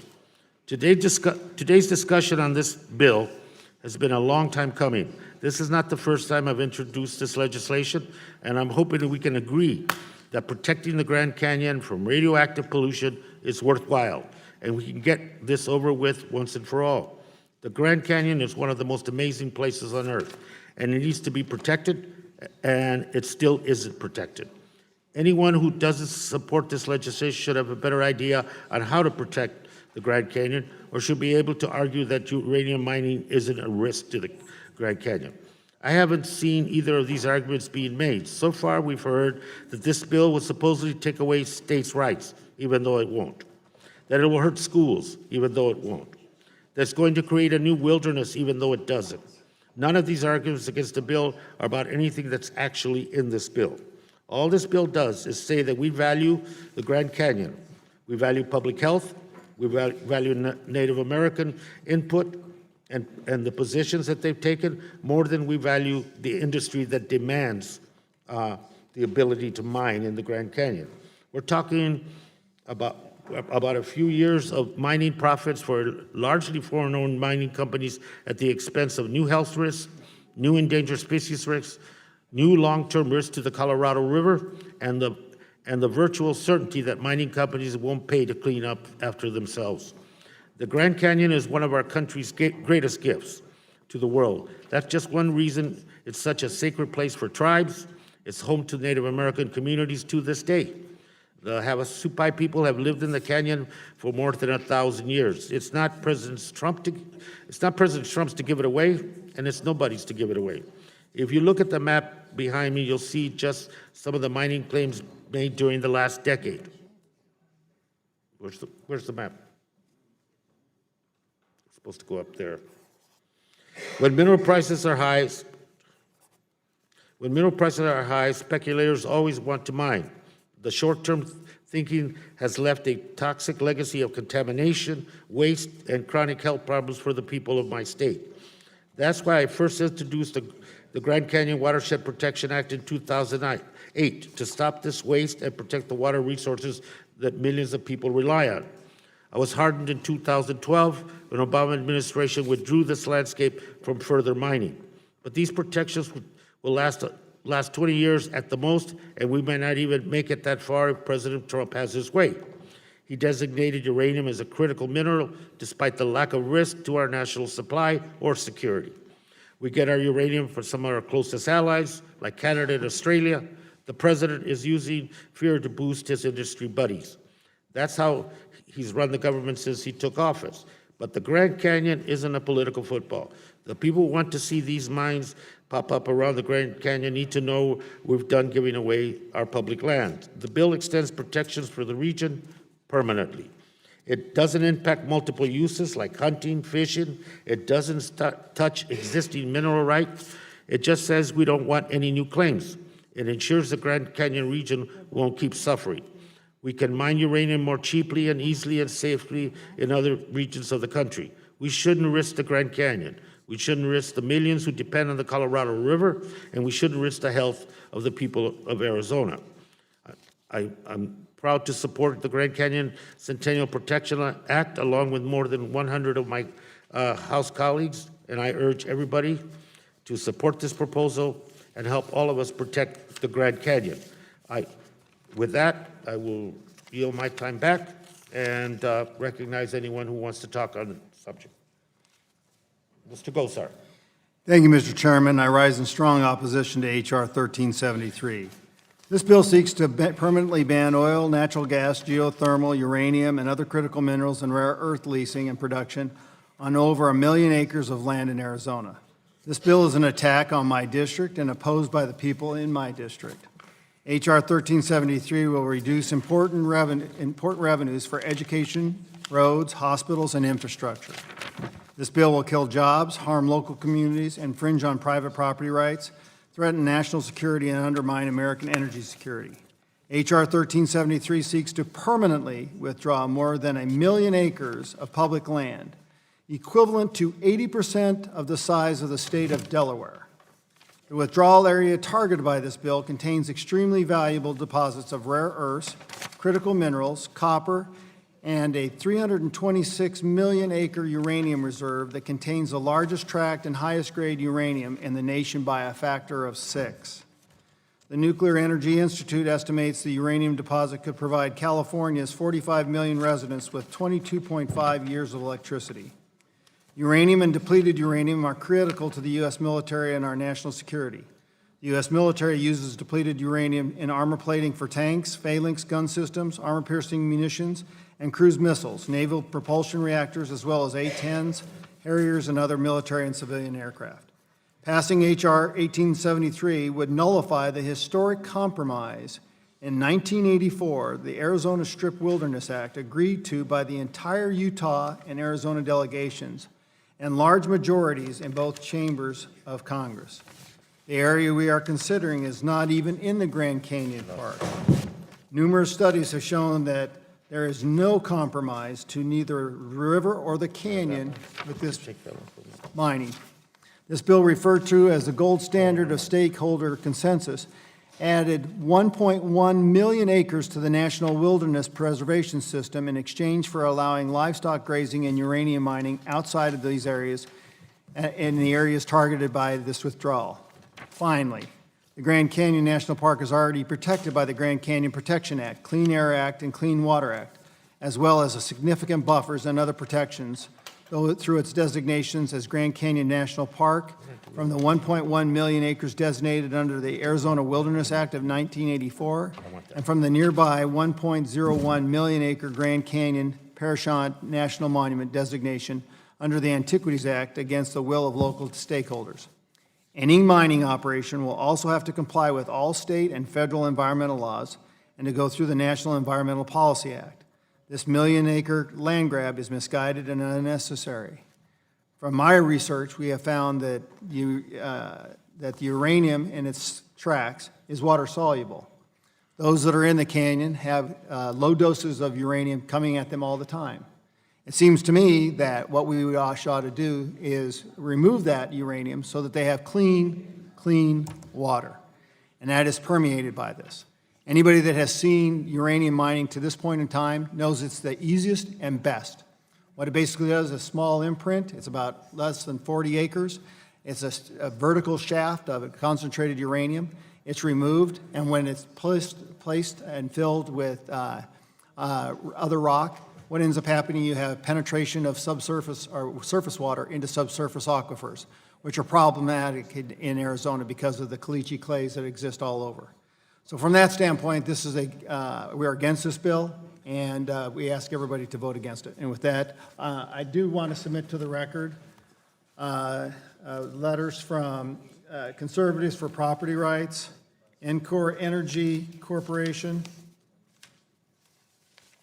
New Mexico Federal Lands Council, New Mexico Wool Growers, New Mexico Cattle Growers Association, and others, for the record. Without objection? Against the So bill. ordered. Thank you. I thought they were for the bill, no, they're not. Yeah. Against. I thought they changed their mind since the last time. You were so persuasive. Ms. Holland, you want to speak? Anyone else want to speak? We're going to move on to then. If there's no one wanting to continue this, we will move on to the debates. And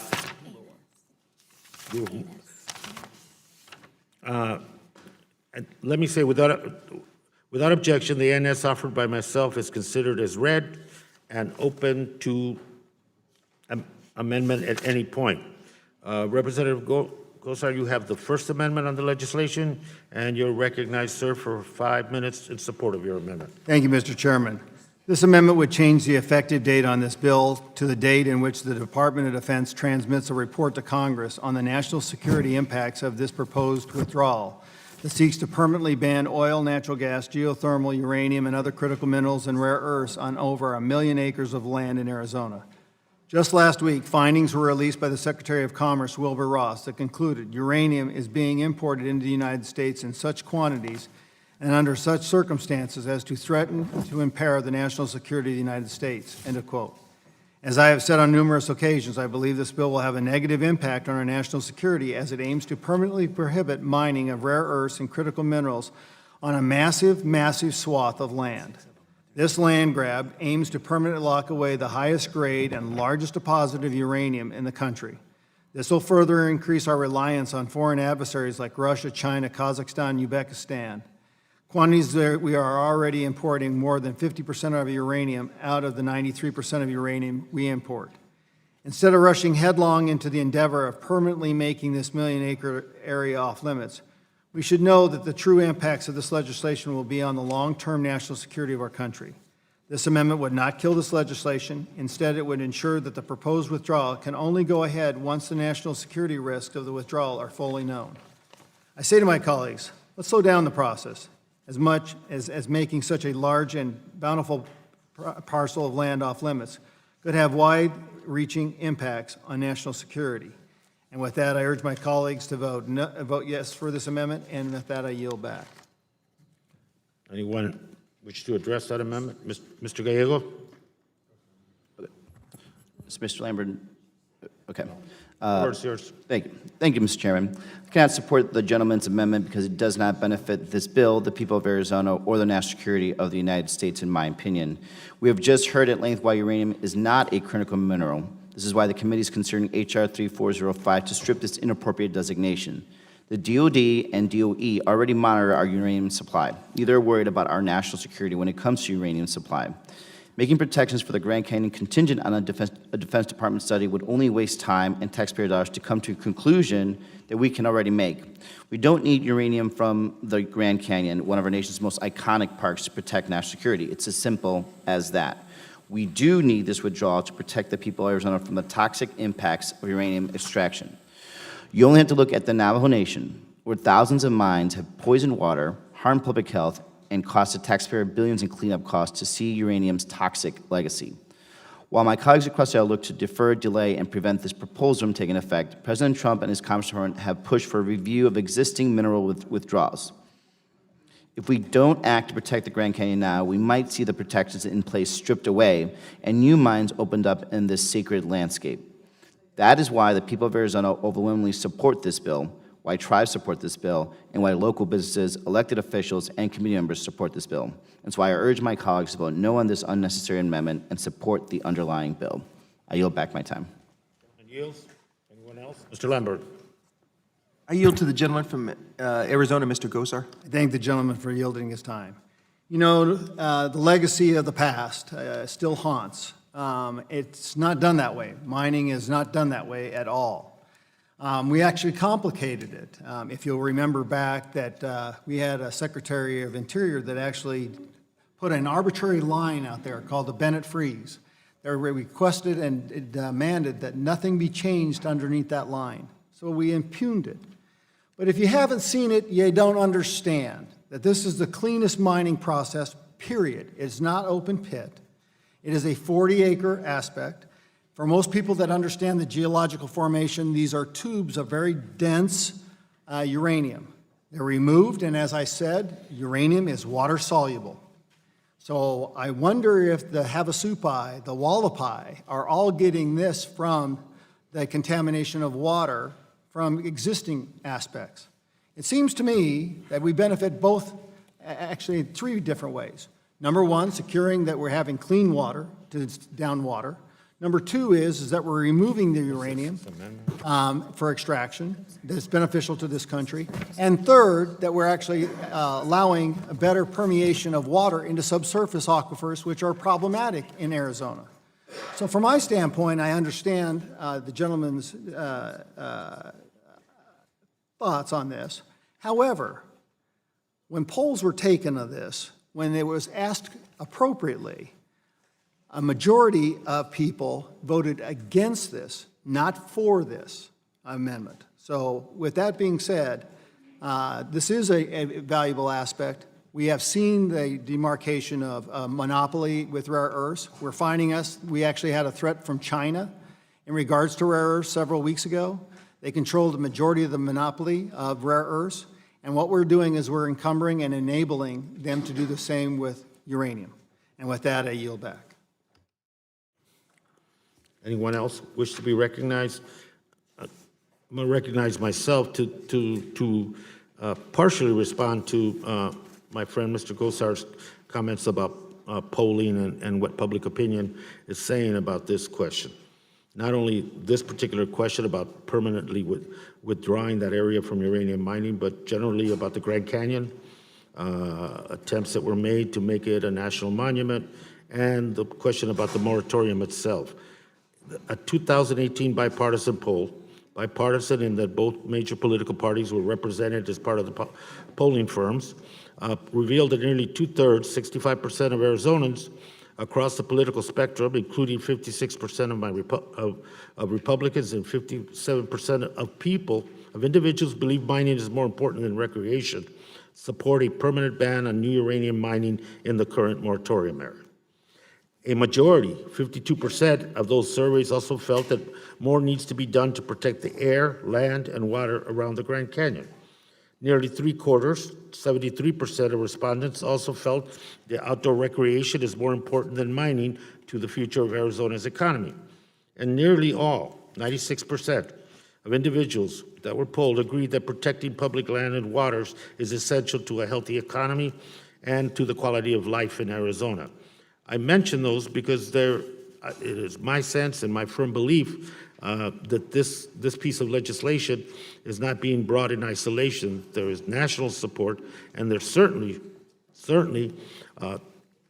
by tribal nations across this country support, and in Arizona itself, considerable and strong support. With that, I yield back my time, and we can move on to,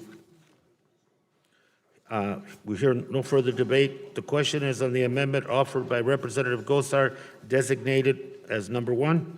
All those in favor indicate by saying aye. Aye. All those opposed, no? No. The opinion of the chair, the noes have it, the noes have it. Gentleman has requested a recorded vote. The vote will be postponed pursuant to prior instruction.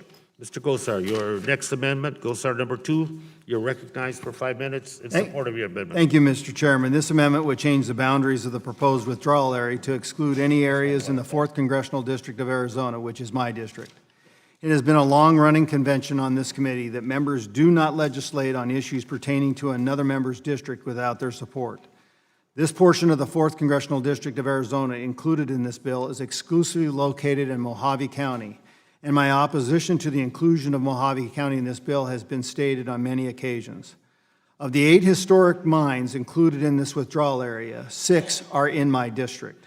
Also included in the withdrawal area is the potential for 20 new mines that would provide hundreds of high-paying jobs to the local communities in the Mojave County, north of the Grand Canyon.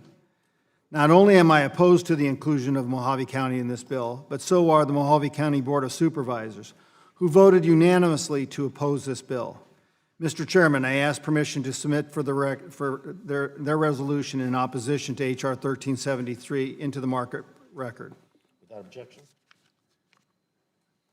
I say to my colleagues, local residents and businesses in Mojave County do not want to be included in this proposed withdrawal, and their elected officials have reflected that on multiple occasions. Once again, I want to espouse, this piece of property is outside of the Grand Canyon National Park. This is an expansion, so it is very different than what is being proposed. And when we talk about it, we have to be fair to give all the information to the constituents out there. 3 years ago, a poll was done in regards to very similar legislation. It came out that it was 75% for withdrawal of or making a national monument of the Grand Canyon. But then opposed, no, were for it. But when information was given that it would restrict access and have additional implementation requirements on it, they overwhelmingly voted the opposite direction, saying they weren't for it. So once again, I believe that you give people all the information and that 99% of them will make the right decision. And with that, I ask for support of my amendment.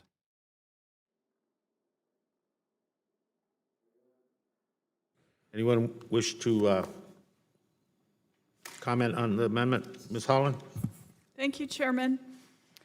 I oppose this amendment, and I would like to remind the gentleman that the federal public land withdrawn in this proposal, because H.R. 1373 only withdraws federal public land, doesn't just belong to the people of Arizona's 4th Congressional District. As you, my colleagues, asserted during discussion on Chaco Canyon, federal land belongs to all Americans.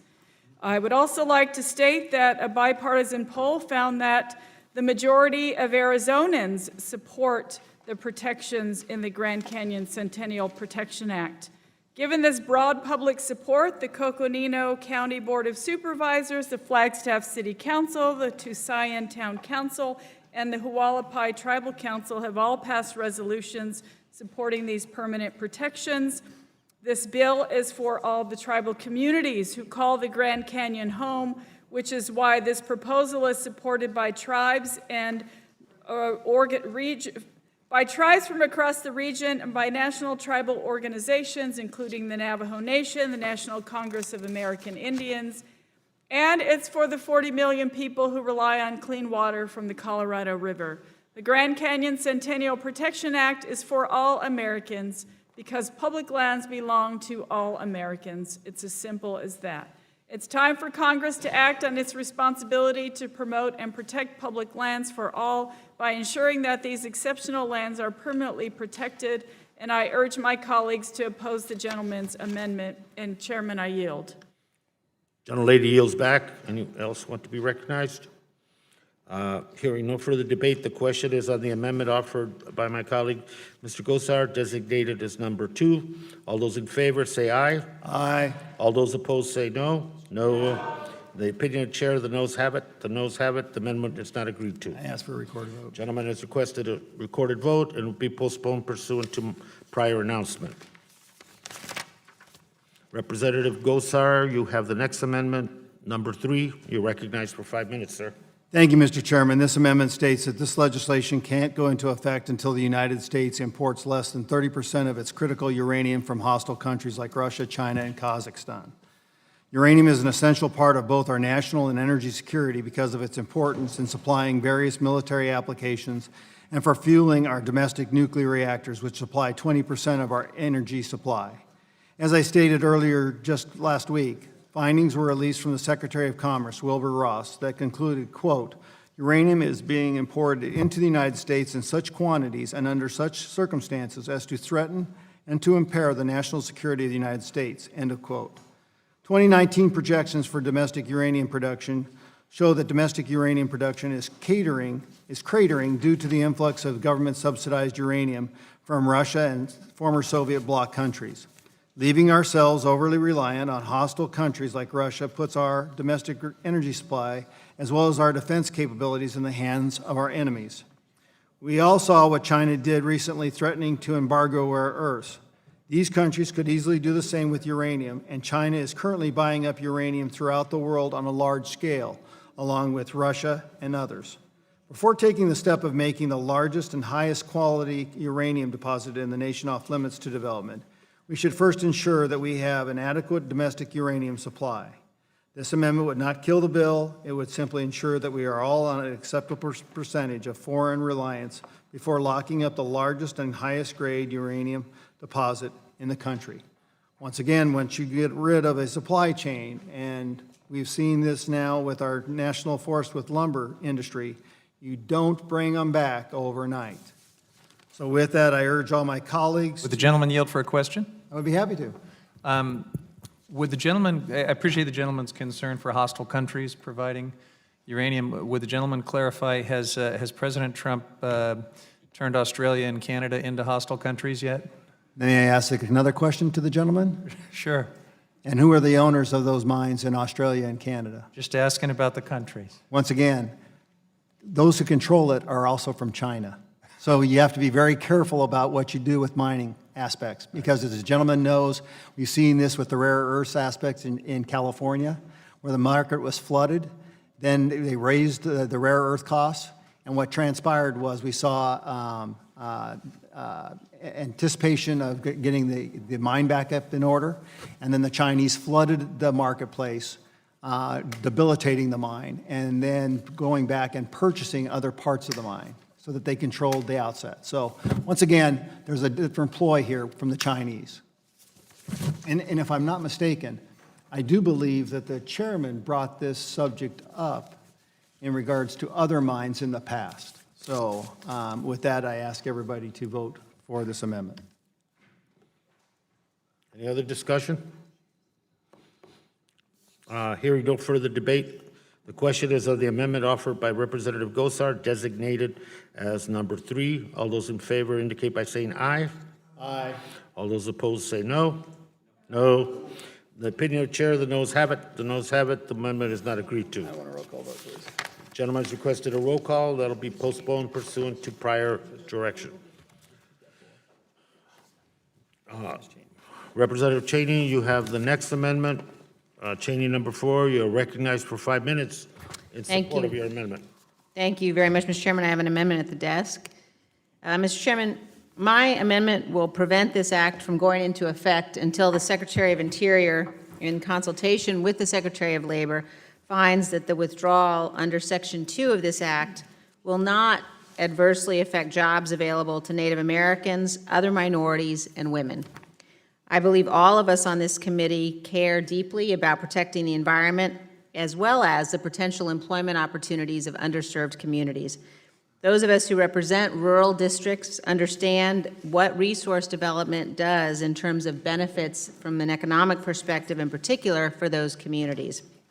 The temporary political mineral withdrawal imposed in 2012 by the Obama administration, focused exclusively on banning mining, cost the surrounding areas in Arizona and Utah between 2,000 and 4,000 jobs and $29 billion in overall regional economic activity. The previous administration's misguided actions killed more than 7,000 hard rock mining claims in the area over a 3-year span.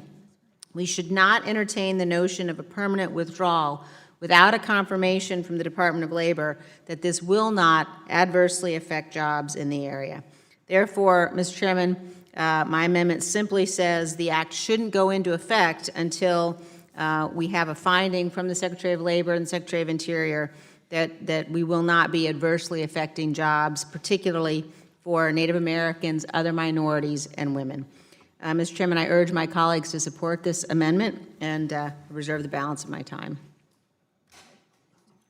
Gentlelady yield? Turnside? Yes. Thank you. Anyone? Ms. Holland? You're recognized. Thank you, Chairman. While I support the overall intent of creating jobs for Native Americans, minorities, and women, and would be happy to work with the gentlewoman to make progress in that space, I don't think this amendment benefits the people of Arizona.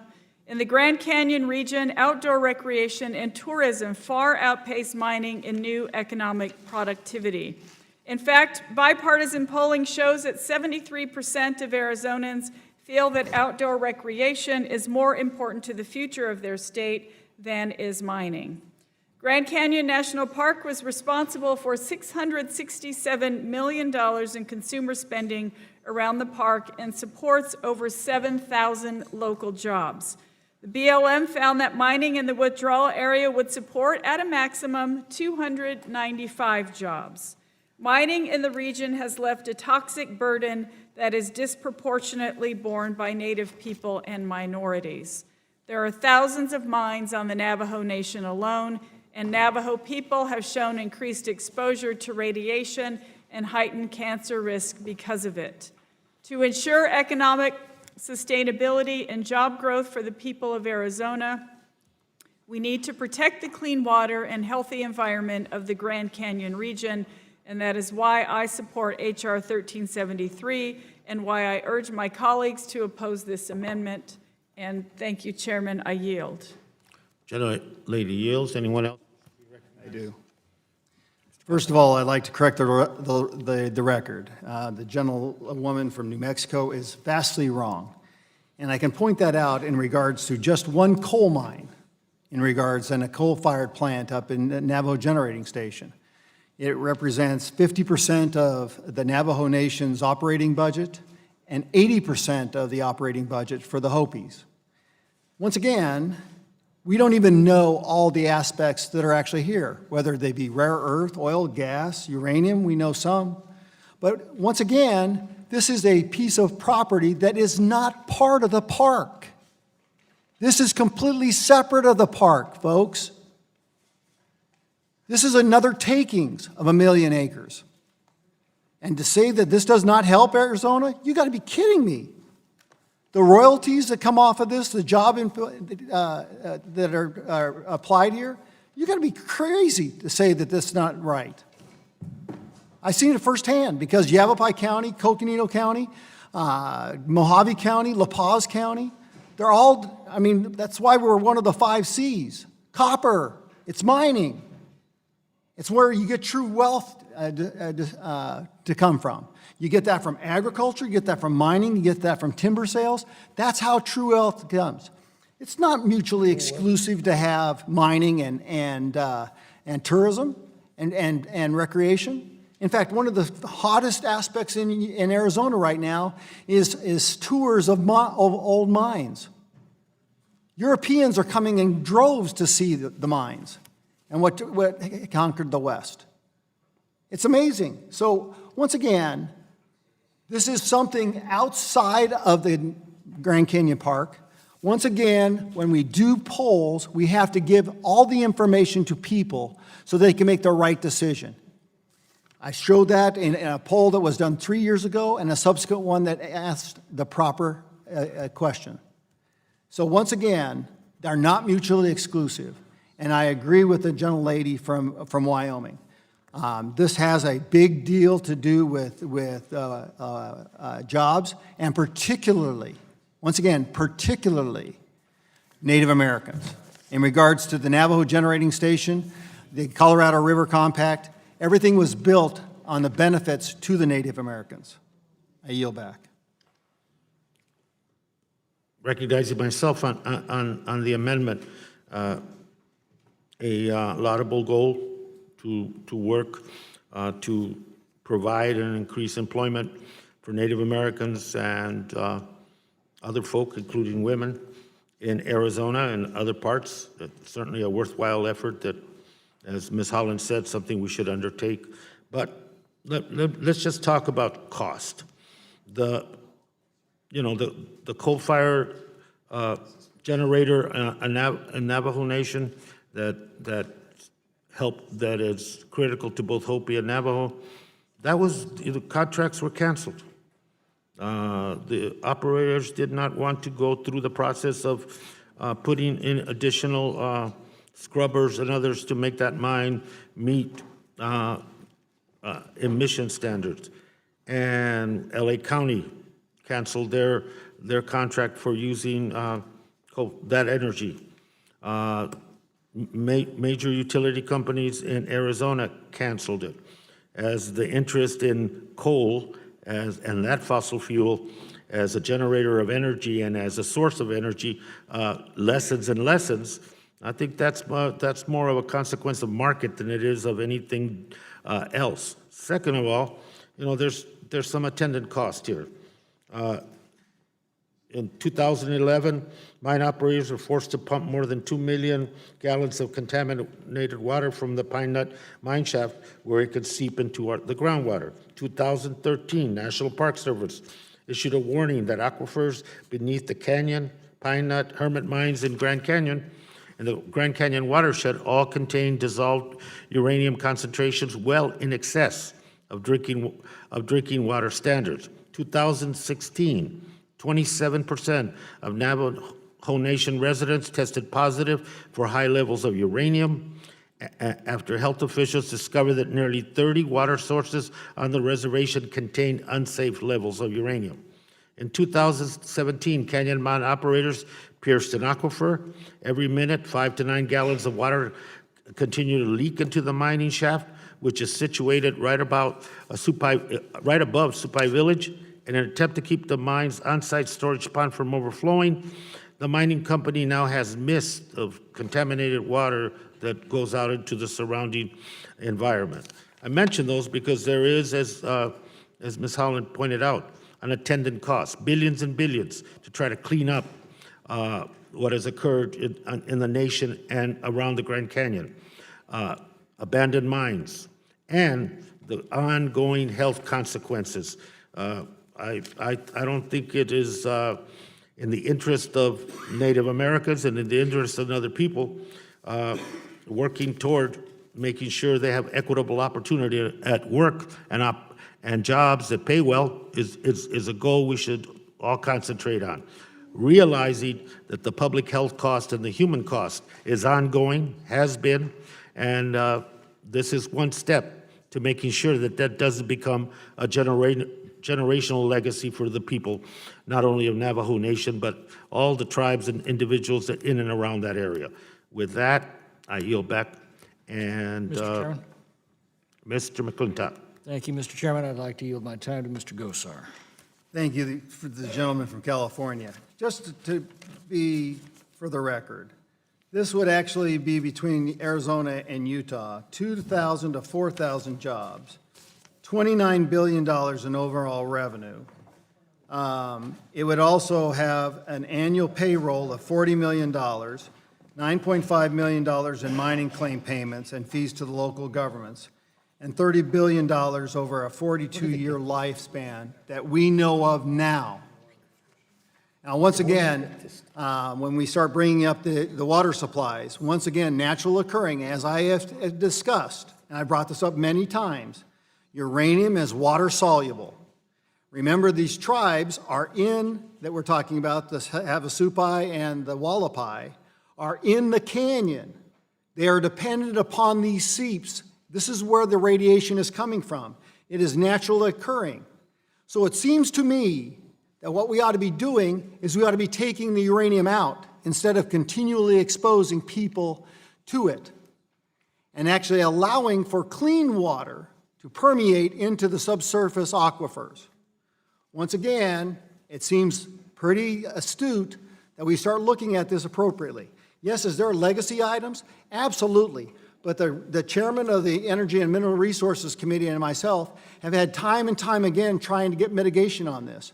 Part of the problem is just the environmentalists don't want to sign off on the liability of that issue. So there's plenty of opportunities. But we've actually seen mitigation with this.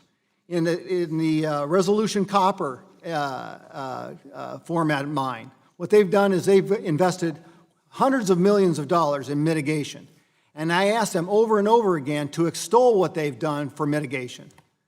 We can't keep saying no. It's got to be something about how we do it and do it right. So once again, the gentleman made every point that I was making. Last but not least, when we talk about coal, yeah, maybe coal has run amok, but we haven't looked at the benefits of coal. We find rare earths now in coal. We also are now capturing that carbon and emissions, any emissions left, and this is done in Petronova down in Texas, where they're actually piping it and then actually helping expunge some of the oil and gas that's been fracted, and then it condenses inside the earth into limestone and others. So once again, technology's here. But once again, I also want to point out that part of the Navajo generating problem was actually created by the likes of California and China. The regional haze rule had nothing to do with the Grand Canyon and NGS. NGS is on the northwest part of that. Prevailing winds 95% of the time go from southwest to northeast. So if there was any implication, it would be in Colorado. Where we get ours is from California and from China. So those are the implications of streamlining. So don't count out anything. So with that, I yield back and support the amendment. Thank you. Gentleman yields. Mr. McClintock. Okay. Hearing no further debate, the question is on the amendment offered by Representative Cheney, designated as number 4. All those in favor indicate by saying aye. Aye. All those opposed say no. No. In the opinion of the chair, the noes have it. The noes have it. Mr. Chairman, I'd like to ask for a recorded vote. Gentlelady has requested a recorded vote. That'll be postponed pursuant to prior announcement. Mr. Gosar, you have the next amendment, number 5. You're recognized, sir. Thank you, Mr. Chairman. This amendment is very simple. It would change the name of this legislation to do more aptly named Enhancing Soviet and Chinese Uranium Dominance Act. This legislation would make the largest and highest grade uranium deposit in the United States permanently off limits to development, therefore blowing a big hole in our future domestic uranium supply.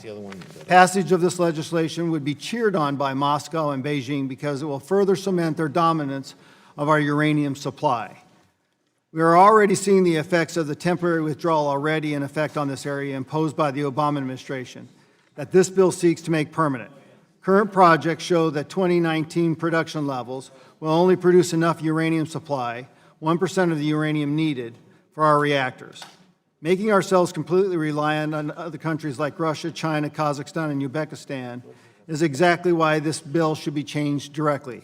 We're once again emboldening both China and Russia to have monopolies like they do with rare earths. We are already importing more than 50% of our uranium out of the 93% of uranium we import from these foreign adversaries. And as pointed out, with One Belt, One Road and the investment in these mining companies, they are actually undermining our domestic allies' supplies. I fear this bill will have catastrophic impacts to our economic, energy, and national security. I say to my colleagues that we should really let our constituents know what this bill is really doing and what is more appropriately be named.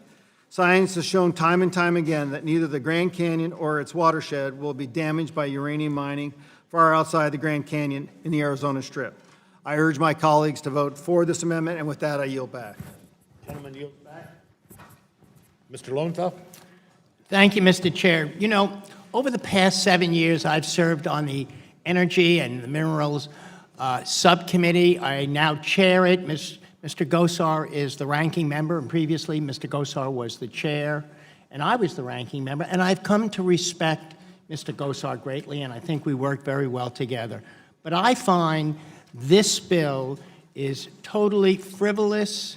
I think it's silly, and more so, enhancing Soviet and Chinese and the Chinese Uranium Dominance Act is totally inaccurate.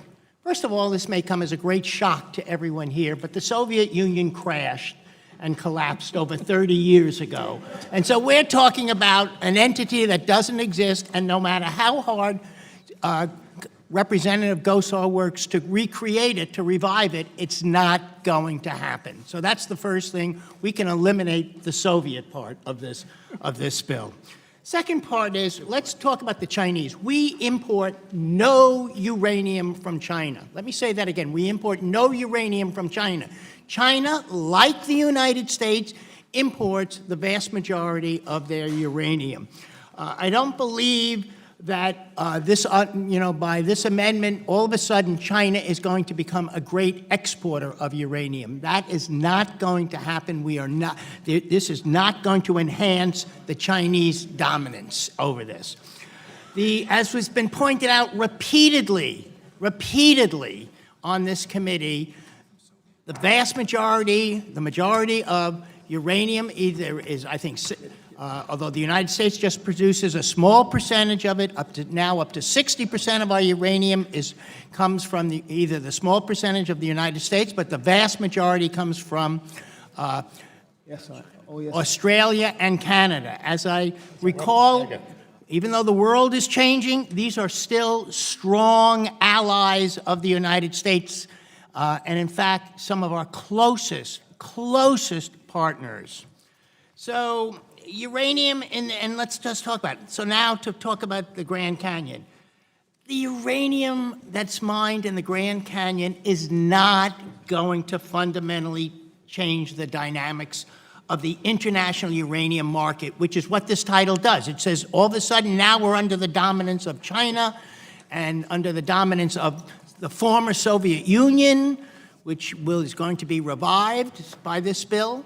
But we know that what happens in the Grand Canyon changes nothing of these dynamics. There's less than 1% of all the known U.S. reserves, uranium reserves, are in the Grand Canyon area, and it's among the most expensive mining to engage in.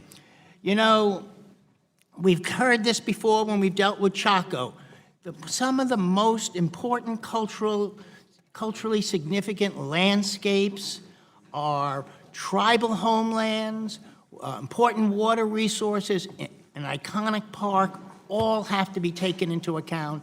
Changing this to the Soviet and to the Chinese dominance makes no sense at all. It's not related to what is in the underlying bill, and I strongly urge opposition to this amendment. And I yield back. Thank you, Mr. Chairman. I yield my time to Mr. Gosar. I thank the gentleman. So I'm glad that we brought up the Soviet. It was intentional. So let's look at the mass. So we take Russia, Uzbekistan, and Kazakhstan. That makes up 51% of the old Soviet bloc. That's why it was used accordingly. So the reference is the old Soviet bloc, and they're represented very appropriately. Now, as regards to the application of this, once again, you're familiar with One Belt, One Road, are you not? I'm asking the gentleman. I'm asking the gentleman. I am familiar. And what is One Belt, One Road? It's you're talking about some of the Chinese influence throughout the world in terms of economic investment. Actually, what they do is they'll build you an infrastructure at the cost to you of your resources. And that's how they've monopolized the resources called rare earths. I yield, if you will, gentlemen yield? I'm actually asking at this moment, we're talking about, and what the bill and what you've indicated is two of the United States' strongest allies. We're talking about nation to nation in terms of national security. So you're talking about Canada and Australia? Absolutely. So let me ask the gentleman. So when you start looking at who owns these mines, who owns the mines? I'm not an expert about, we're not well, talking, I mean, we're talking we need about to national security. Reclaiming my time. It is a national security aspect because the major player in most of these mines and owns them is China. And what they do with their mines is they shut them down. That's exactly what transpires. And what ends up happening, countries like Canada and Australia become victims of them. We've seen this over and over again. And so what this basically does is it enables China to actually, and Russia and Kazakhstan, the Soviet bloc of 51%, to be initiated. They've learned a new trick from China. They've learned that the resources of like rare earths are limited. I mean, they're the ones that are smeltering them. So what ends up happening, they've been able to corner the market. So by taking a reserve off like this, we're allowing them the resources to monopolize. So when we've seen this play out across the world, in Africa, in the Indonesia area, it is a foolhardy experiment not to be looking at who the major stockholders of these major companies and who are making those decisions. If we are not energy reliant, critical mineral reliant on ourselves, we will be forever able to repeat history, going down this where we're dependent upon others. Will I yield? Yes, I will. Thank you. Is the author of the amendment aware of what the Department of Energy estimates is our reserve for nuclear energy needed to propel our military, our weapon systems, our Navy? Do you know until what year they now have estimated we have reserves? 2060. 2060. We have over 41 years worth of reserve. I yield back. Mr. Chairman? I'm sorry. Yield back. Yeah, let me just say something here so I can reclaim my position of actually having been here to hear some of the debate going on, which cannot be said by everybody so far. But I appreciate what Mr. Lowenthal said, but the data you're using is 2017 data.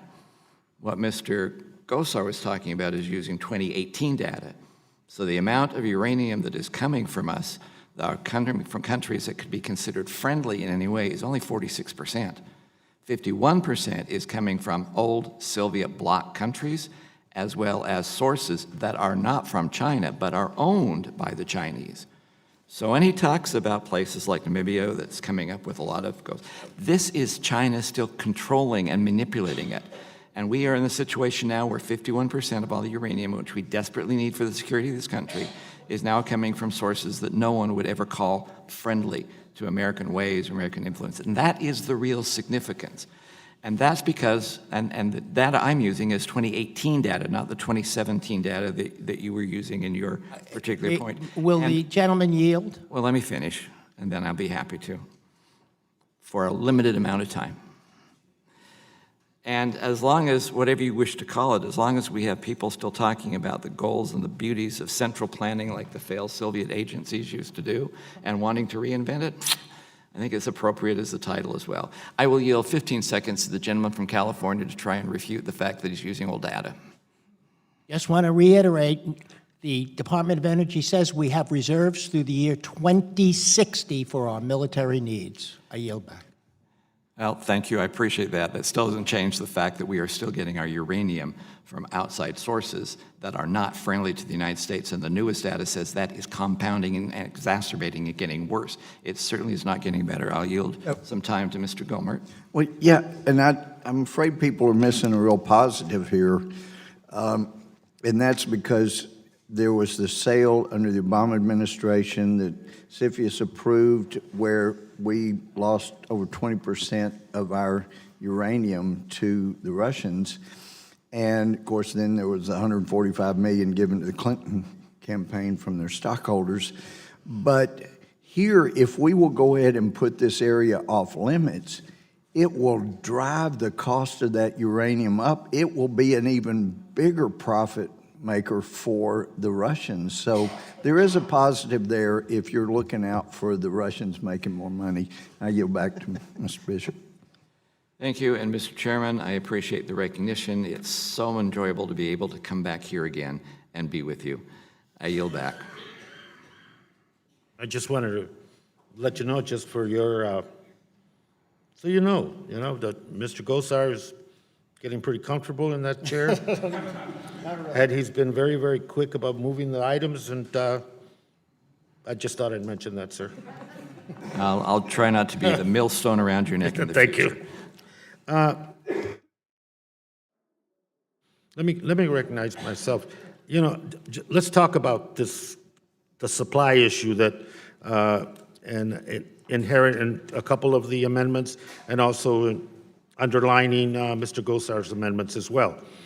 You know, the president putting the uranium on the critical minerals list kind of has expedited the discussion. The uranium mining companies, who I'm assuming are domestic and owned by citizens of the United States, they were asking for quotas. They wanted 25% quota, that of all the uranium supplies that we have and that we use, that 25% come from domestic uranium. And that quota was 25%. I don't know if the company's true ownership is a question here, but they were asking for 25%. Then a month ago, the Commerce Department recommended to the president that that quota be set at 5%. I'm assuming they looked at data and realized that 25% was a number that wasn't necessary. Then this past Saturday, the president rejected the Commerce Department's recommendation, didn't set a quota, and formed this nuclear working group to look at what would be recommendations for domestic nuclear fuel production in the future. So even the administration itself, that is a big promoter of this, has a disparity between what the companies want, what Commerce Department recommended, given the surplus and store that we already have existing to 2060, and the fact that if we're looking at this area of the Grand Canyon, 0.29% of the domestic supply of uranium in this country is in that area, 0.29%. So we're not, this is setting aside the Grand Canyon and permanently banning uranium mining is not going to make or break the discussion on quotas, the disparity between what the Commerce Department wants and what the uranium mining companies want, and what this nuclear fuel working group is going to come up with in 90 days. My point being that we're making a huge issue out of what's available when it's indeed 0.29% of whatever is available for production across the country. With that, is there any, hearing no, oh yeah, you were yield to. Okay, Mr. You're recognized, sir. Thank you. I yield to my friend, the G-Man from Arizona.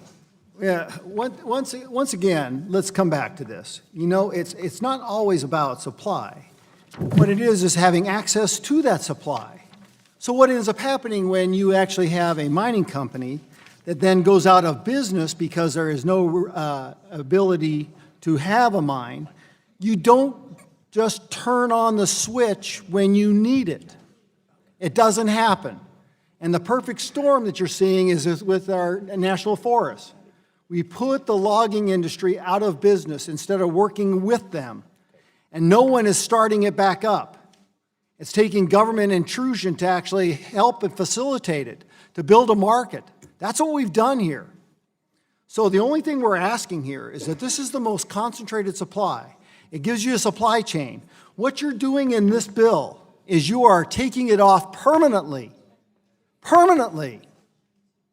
It is harder to get it off than it is to get it on. And it seems to me over and over again, what I've been pushing here is clean water for the people down water. Not contaminated water, as we keep hearing over and over again. Because I want to remind everybody about the water-soluble aspect of uranium. We ought to be thinking smart about this.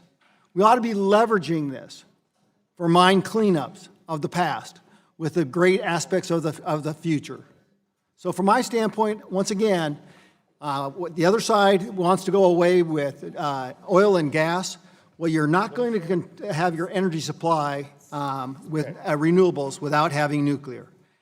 One of your own side is saying the same thing, Mr. Schellenberger. He says it over and over again. You can't do the energy portfolio of the United States of the world on renewables without having nuclear. It's just not possible. That's not me speaking. That's one of the experts in the region. So with that being said, We are falling into line with allowing a monopolization of a critical fuel and mineral. And with that, I yield back. And I yield back. Ms. Holland. Thank you, Chairman. I just wanted to take a moment before we move on to acknowledge that the tribal chairwoman from Havasupai and also Miss Havasupai, who is a representative of her people, are here with us today, and I just wanted to acknowledge that, that they were here. Thank you. Hearing no further is on the amendment offered by Mr. Gosar, designated as number 5. All those in favor indicate by saying aye. Aye. All those opposed, no? No. In the opinion of the chair, the noes have it. Noes have it. The amendment is not agreed to. Mr. Gosar has requested a recorded vote, postponed pursuant to the prior announcement. You now have amendment number 6, Mr. Gosar. Last one. Last one. Yeah. Thank you, Mr. Chairman. H.R. 1373 permanently bans oil, natural gas, geothermal, uranium, and other critical minerals and rare earth leasing and production on over 1 million acres of land in Arizona. This common sense amendment does not kill the bill. It delays the effective date until we have done adequate mapping and surveying of the minerals and resources in this area. Specifically, the amendment allows the bill to go into effect when the Secretary of the Interior completes a mineral survey of the area proposed for the withdrawal, including uranium, rare earth elements, geothermal, oil and gas resources, and determines that there are no mineral resources, geothermal resources, or critical minerals present other than uranium.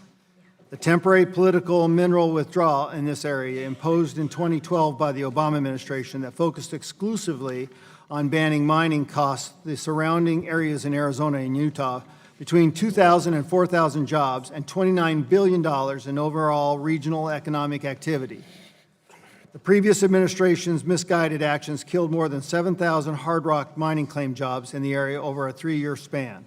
This legislation would expand that withdrawal area and also expand the mineral withdrawals and the withdrawal area to include oil and gas leasing, geothermal leasing, and other mineral entries, in addition to uranium mining. Mr. Chairman, there are rare earths and other valuable minerals, including copper and uranium, in this area.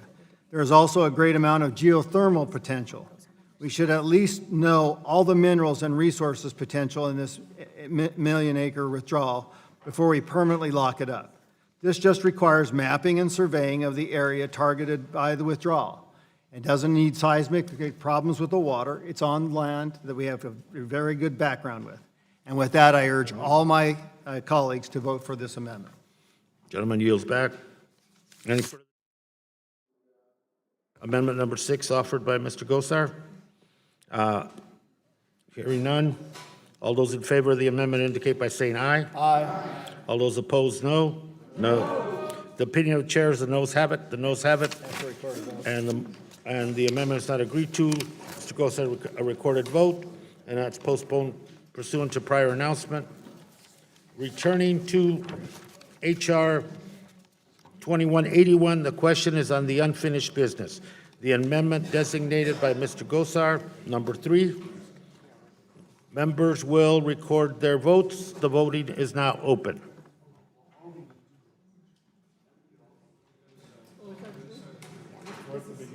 Yeah. At the beginning.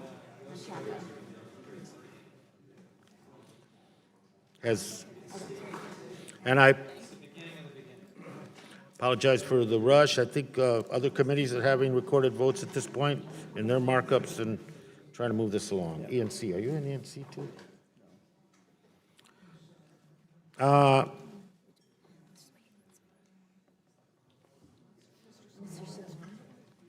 Mr.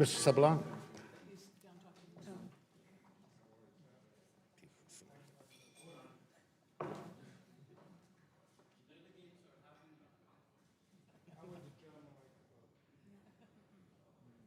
Can't do that.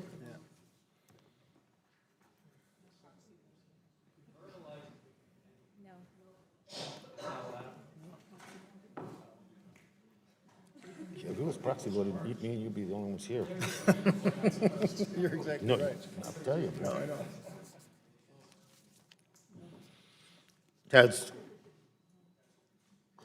Has every member voted? Does any member wish to change their vote? If every member has confirmed the vote is now closed, and the clerk will report. Mr. Chair, on this vote, the yeas are 14 and the nays are 19.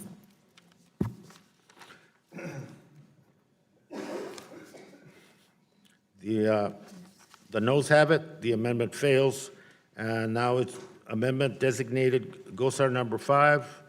The members will record their votes. The voting's open.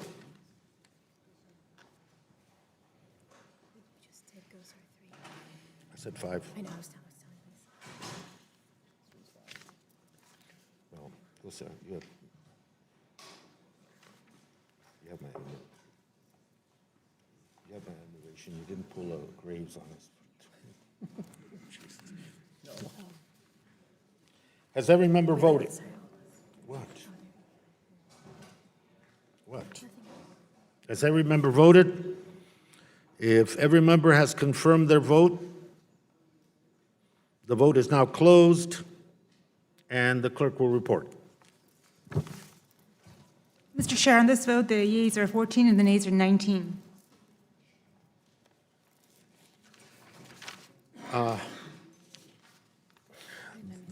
The nays have it, the amendment fails. Now we have amendment designated number 2, Mr. Lombard's amendment. The voting is now. Members will now record their votes, and the voting is open. We still need some more people in here.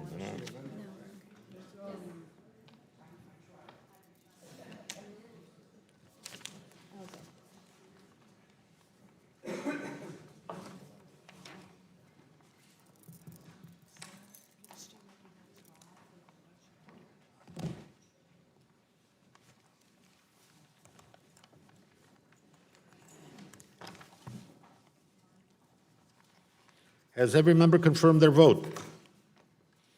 The vote is now closed. Will the clerk will report.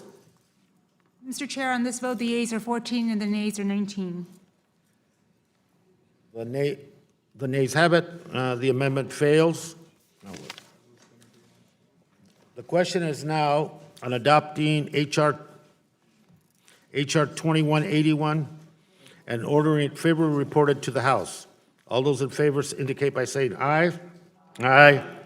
All those opposed say no. No. In the opinion of the chairs, the ayes have it. The ayes have it. The bill is favorably reported. Ask for a roll call. Roll call being requested. The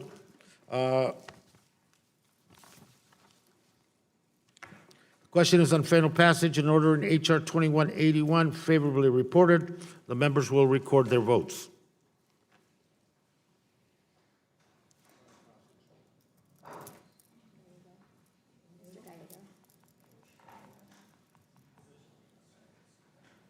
Fast finger.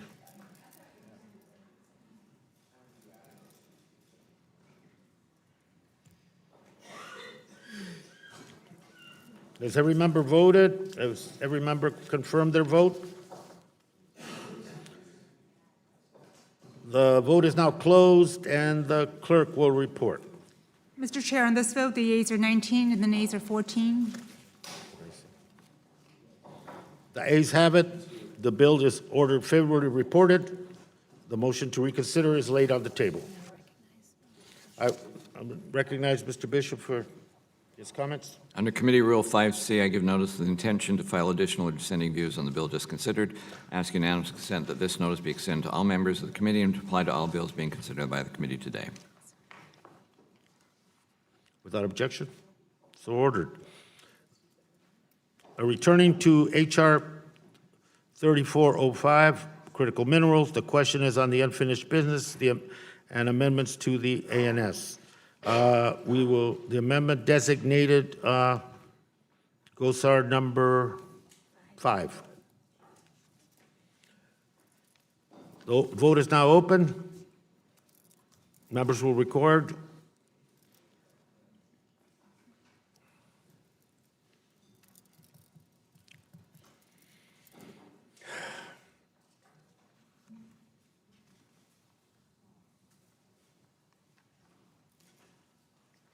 If every member has confirmed their vote, the clerk will report. Vote is closed. Clerk will report. Mr. Chair, on this vote, the yeas are 14 and the nays are 19. The next, the nays have it. The amendment fails. The next amendment is GOSAR number 1. The vote is now open. Members will record.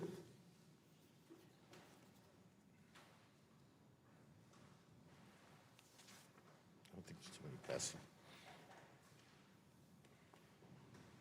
Has every member voted? Has everyone confirmed their vote? Vote is now closed, and the clerk will report. Mr. Chair, on this vote, the yeas are 14 and the nays are 19. The noes have it. The amendment fails.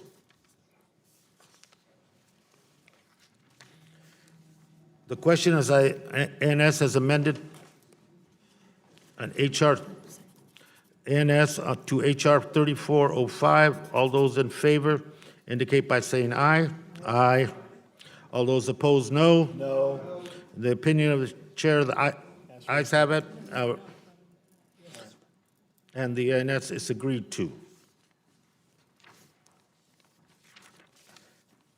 The question is adopting HR 3405 as amended in order favorably reported to the House. All those in favor indicate by saying aye. Aye. Opposed? No. In the opinion of the chair, the ayes have it. The ayes have it. The bill is favorably reported as amended. The motion to reconsider is laid on. Recorded vote have been asked. The question is on final passage and ordering HR 3405 favorably reported. As amended, the vote is now open. Members will record their votes.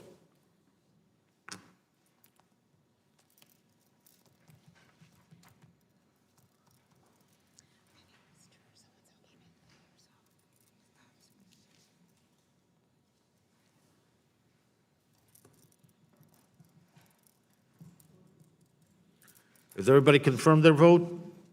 Vote is now closed. Clerk will report.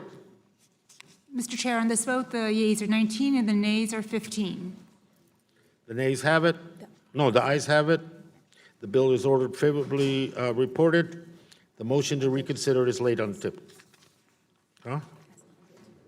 As amended. Oh, no. Returning now to HR 1373, Grand Canyon. The question is on the unfinished business, the amendments to the ANS. The amendment designated first is GOSAR number 1. Voting is open. Members will record their votes.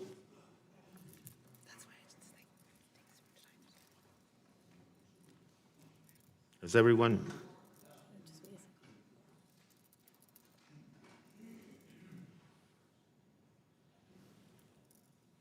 Members confirm their vote?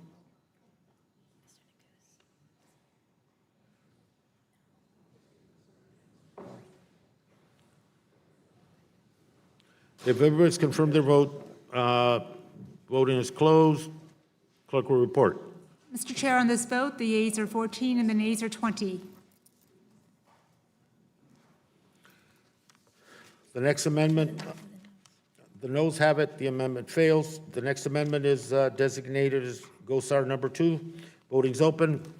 Members will record their vote.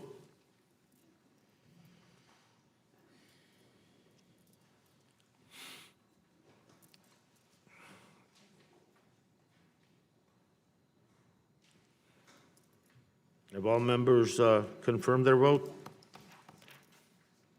If so, voting is closed, and the clerk will report. Mr. Chair, on this vote, the yeas are 14 and the nays are 20. The noes have it, and the amendment fails. The next amendment designated GOSAR number 3. Voting is open. Members will record.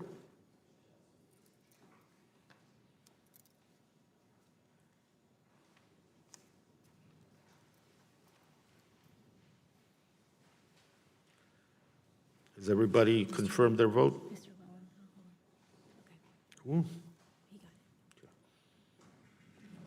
If everybody's confirmed their vote, the vote is now closed. The clerk will report. Mr. Chair, on this vote, the yeas are 14 and the nays are 20.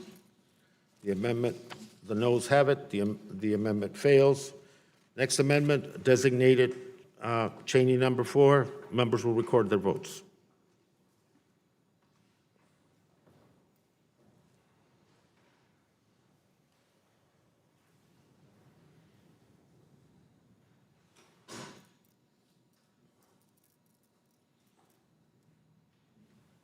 Has everybody confirmed their votes?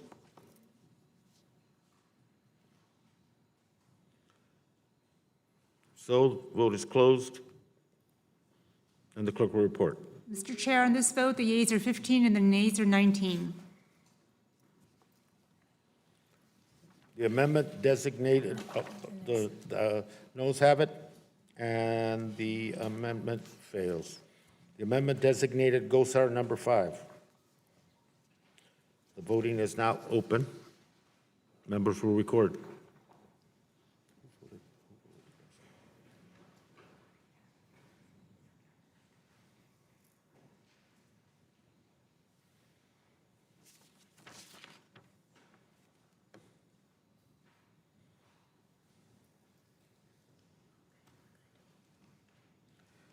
If everybody's confirmed their vote, voting is closed, and the clerk will report. Mr. Chair, on this vote, the yeas are 14 and the nays are 20.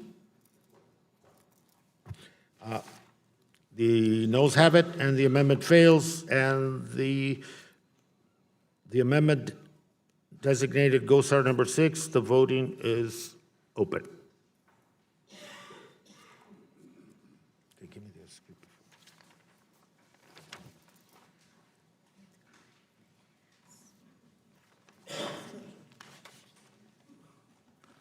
Has everyone, all members confirmed their votes? If so, voting is closed. The clerk will report. Mr. Chair, on this vote, the yeas are 14 and the nays are 20.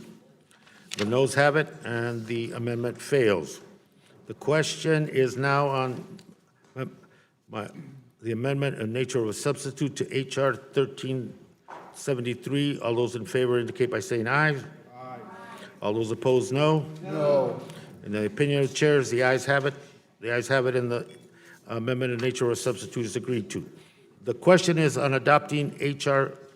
1373 and ordering it as amended and ordering it favorably reported to the House.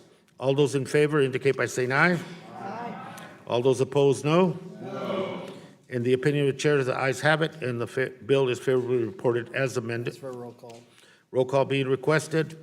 The question is on final passage and ordering H.R. 1373 favorably reported as amendment. Members will record their vote.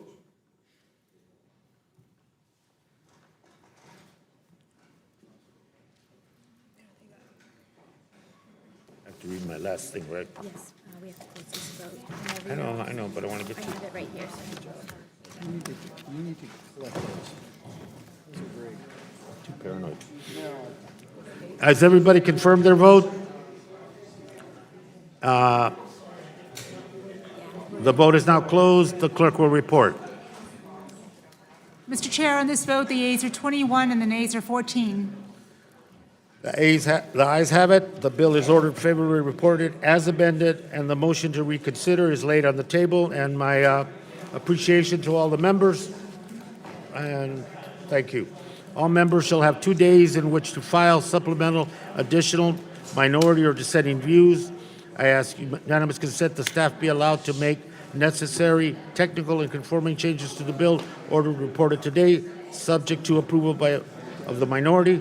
I also ask unanimous consent that any bill ordered reported today with amendments, that the bill be considered reported with an amendment to the strike all after the enacting clause and insert the text of the bill with its perfecting amendments adopted in committee without objection.